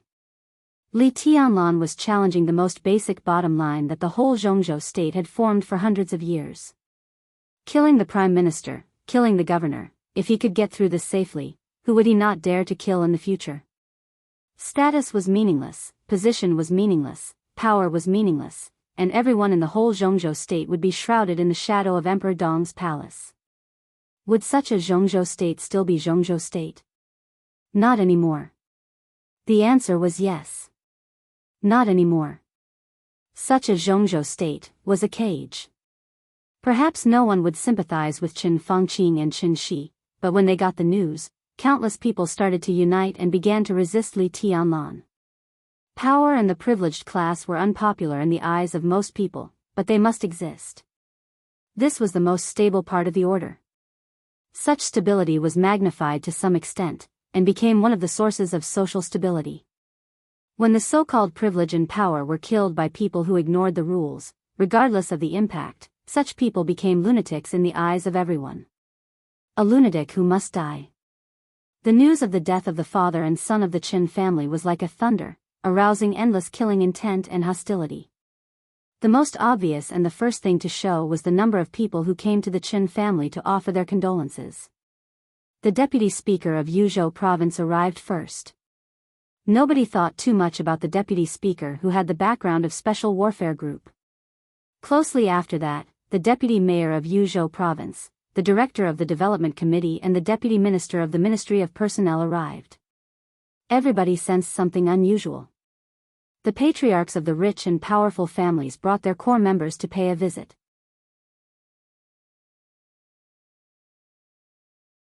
Some of these patriarchs were close to the Prince Group, some to the North Group, and some to the Giant Group.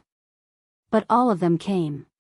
They remained silent, expressing their support for the Qin family in silence.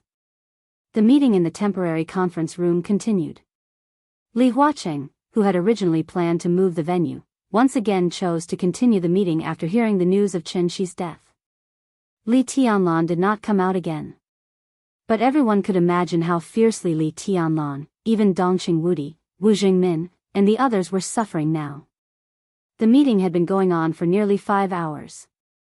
The sky had already darkened and night had fallen. The mansion of the Qin family was bustling.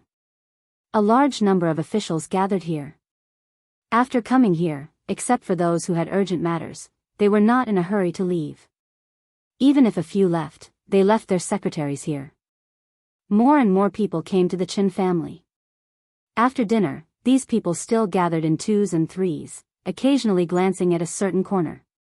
In that corner, the chubby Xianyuan Wushang, who did not look aggressive at all, was sitting there silently, with a cup of cold tea in front of him. Xianyuan Wushang's expression was even gloomier than Li Tianlan's. Every few seconds, the gazes from every corner would sweep past him, intentionally or unintentionally, with disgust that they wanted to hide but couldn't. Xianyuan Wushang knew very well that this disgust was because he came with Li Tianlan, and people all knew that he was Li Tianlan's driver. If they treated him like this, how much would they feel about Li Tianlan now? These people discussed Li Tianlan. As time passed, almost the entire Zhongzhou state hated Emperor Dong's palace. It was said that several counselors from other places had now arrived in Yuzhou and were on their way to the Qin family. Obviously, the meeting that had lasted for several hours was no longer an impromptu meeting. Qin Fangqing and even all the high-level members of the council were really angry, and they planned to discuss a clear result today. Xianyuan Wushang did not want to think about what such a result would be, but he was very clear about it. He knew that this time he was in big trouble. If Qin Fangqing's death was a huge trouble for Li Tianlan, then with Qin Shi's death on the same day, this trouble had now evolved into a near-fatal crisis in just a few hours. To Li Tianlan, Emperor Dong's palace, and the giant group. If this matter was confirmed, then it was no longer a question of how the strength of the new group would shrink. It was no exaggeration to say that this was a question of whether Li Tianlan and Emperor Dong's palace could continue to exist. No, this was no longer a question. Because Zhongzhou state could not allow such a thing to exist. And such a thing did not even need to be confirmed. The current situation was that everyone was suspecting Li Tianlan.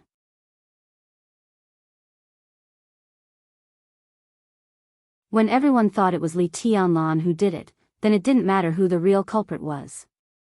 Zhongzhou state's patience had obviously reached its limit.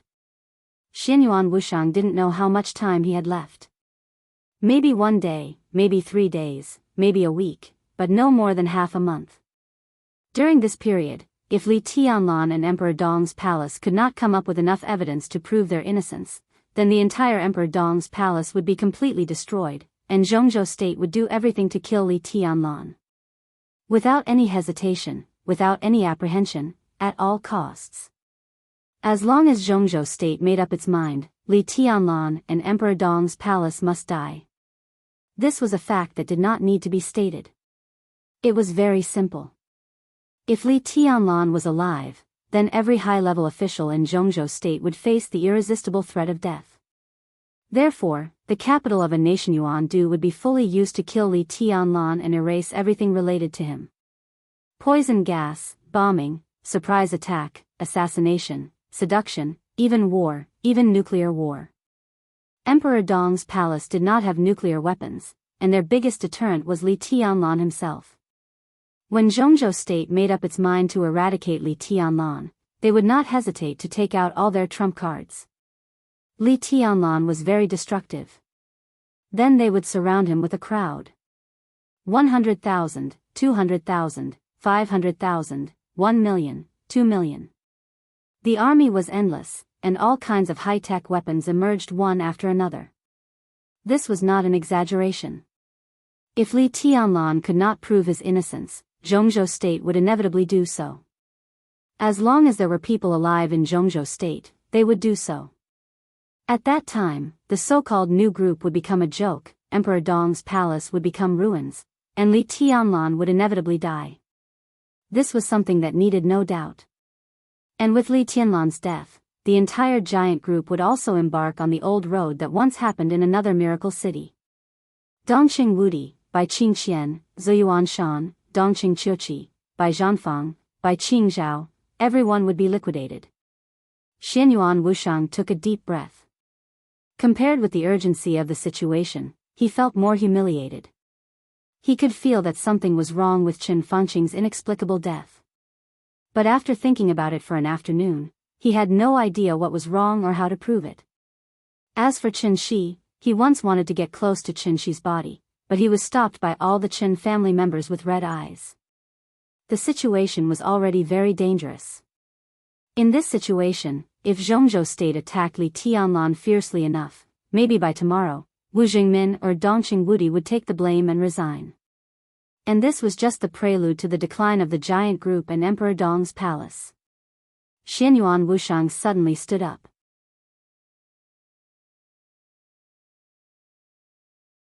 He walked to a corner, took out his mobile phone, and dialed a number.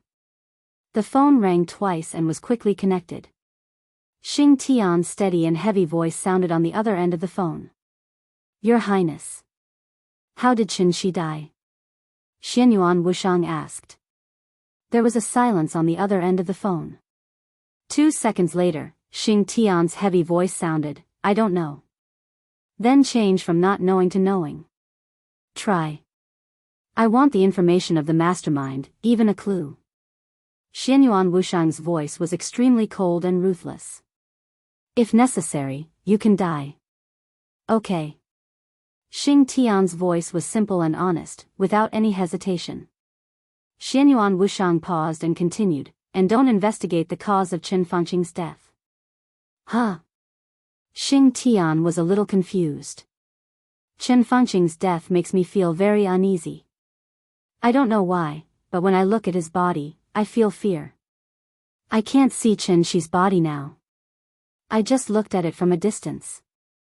That feeling doesn't make me feel uneasy, but it makes me very annoyed, very annoyed. Xing Tian was silent for a while and said softly, I'll start investigating now. Xianyuan Wushang said that he could die if necessary, but from his words, Xing Tian clearly sensed something different. Because Xianyuan Wushang felt different. This feeling was worth relying on. The different feeling meant that the people who killed Qin Shi and Qin Fangqing might not be the same group of people. If he investigated the cause of Qin Fangqing's death, he might die instantly. But investigating Qin Shi might not be the case. Xing Tian silently hung up the phone. The wind and snow were still blowing outside the window of Yuzhou. It had been snowing for a day, and the whole of Yuzhou was covered in a cold, silvery white. Xing Tian stood in front of the window for a while, then slowly turned around and sat on the sofa. His huge body seemed to have become absolutely quiet the moment he sat down. Breathing, heartbeat, everything became inaudible. Xing Tian reached out and grabbed something in the air. The air twisted in his hand and finally turned into an incorporeal brush in his palm. He grabbed again with his other hand. The air seemed to have been pulled down by him, making a crisp sound. It sounded like he was tearing off a piece of paper with a slight force. The air with some irregular edges was casually placed on the table. Xing Tian held the incorporeal brush and stared at the incorporeal paper on the table. He was a calligrapher. In this field, he had the ability to see some things clearly. For example, the cause of Qin Shi's death. Xing Tian slowly put the brush down and slowly drew a line on the incorporeal paper. The incorporeal tip of the brush swept across the incorporeal paper, leaving a light red line. Xing Tian thought for a while and wrote 2 words on the paper. 6 years. Before he finished writing the 2 words, the incorporeal red line disappeared. Xing Tian was stunned.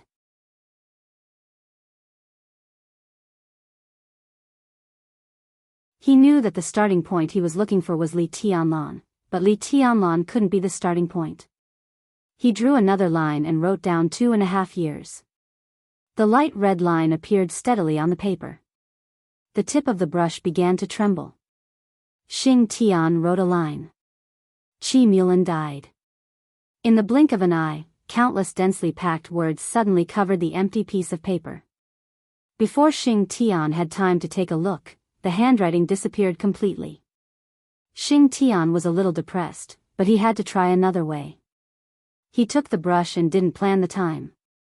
Instead, he randomly found a starting point and wrote, "I ate 5 caddies of rice last night." Countless versions of himself began to emerge. It was like countless options, neatly arranged. The rice came from Thailand. The rice came from Zhongzhou State. The rice came from, countless places appeared in front of Xing Tian. The option of the rice came from Zhongzhou State glowed red.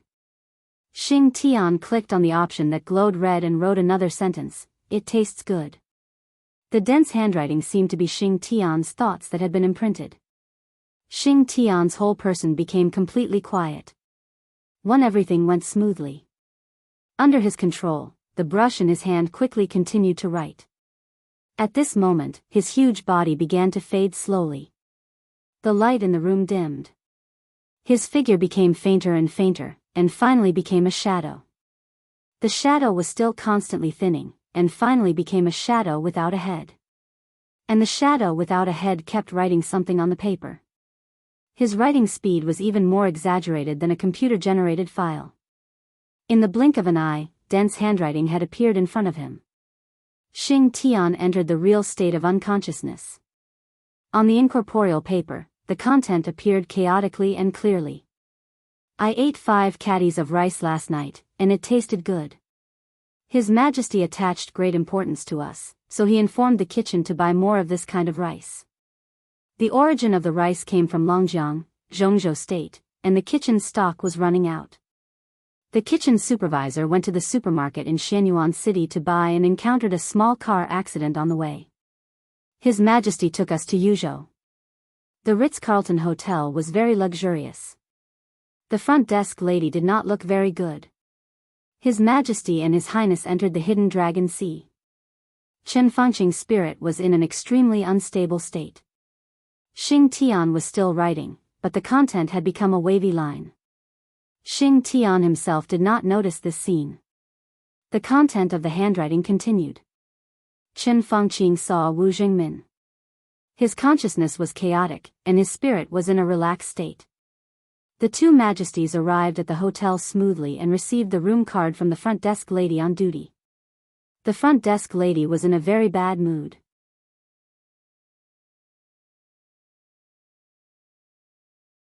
Her father was a truck driver who worked in Nanyuan all year round, responsible for transporting supplies from Nanyuan to Ningbian and Shenyuan City. But her father had a car accident in Shenyuan City today. She had a deep hostility to the 2 majesties from Tiannan. A young man came to the Ritz-Carlton Hotel and saw the front desk lady on duty. Xing Tian's handwriting suddenly paused. Bang! In the slight sound, the brush in his hand and the paper in the void instantly exploded. Xing Tian, who had become a phantom, instantly turned into a huge corpse. A mouthful of blood sprayed directly from his mouth. He opened his eyes. His eyes flickered with a touch of shock. He was originally calculating the cause of Chen Shi's death, but after entering the real state, he was cleverly misled. The direction of his investigation seemed to point to Chen Fengqing. There was a touch of shock in Xing Tian's eyes. The blown-up paper was pieced together in front of him. He looked at the words that had been written and frowned.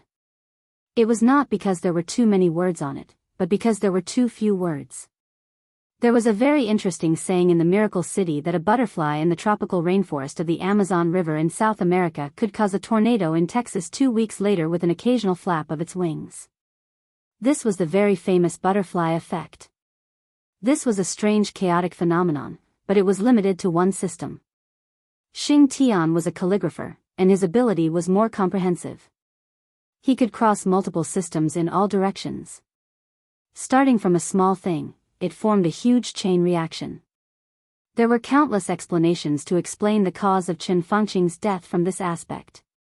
Now there were billions of people on the earth, so there might be billions of explanations for Chen Fengqing's death. These explanations were correct to a certain extent, but not completely correct.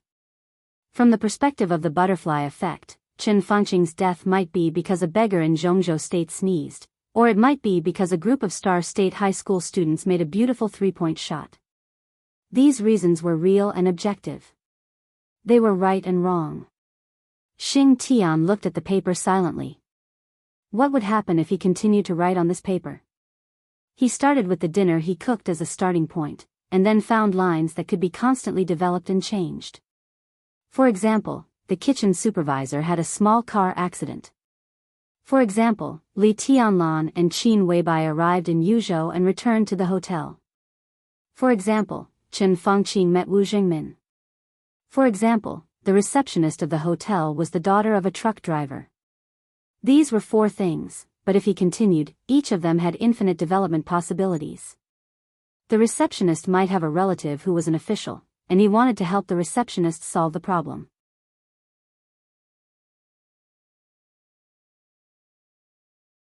Maybe her boyfriend was a rich young master, and he planned to use his power. Involvement. Xing Tian now had 4 lines in his hands. And these 4 lines would be involved in any direction, and it would be more and more people would be involved. Each line had tens of thousands of different twists and turns. When more and more people were involved, these 4 lines would eventually merge in one direction and become a line. All the people involved would become branches, and then develop again. Eventually, it would definitely touch Qin Shi, and then touch the behind-the-scenes manipulator who killed Qin Shi. This could be said to be the butterfly effect. But more accurately, it was cause and effect. There was cause and effect. This was the power of cause and effect, and also the ability of calligraphers. However, the direction of Xing Tian's investigation was obviously disturbed.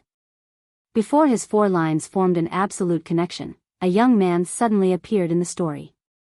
The brush and paper in his hands all exploded because of the appearance of the young man. Xing Tian didn't know who he was, but he was sure that the young man had an absolute relationship with Qin Fangqing's death. And this was something he couldn't write, even if he died. Xing Tian sat on the sofa, silently thinking about a way to get around this interference. He changed the pen and paper again. Just at the moment when the tip of the pen was about to touch the paper, an earth-shattering sound suddenly rang in his ears. The sound was so loud that it almost completely shattered his whole consciousness in an instant. Xing Tian's brain was instantly in chaos. He turned his head in disbelief and looked at the door. Opposite the door was Li Tianlan and Qin Weibai's bedroom. That was the origin of the loud noise. And Qin Weibai was still in the bedroom. You're tuning into the Romantic Tales YouTube channel. Don't forget to subscribe and join us on this journey to catch the most captivating stories.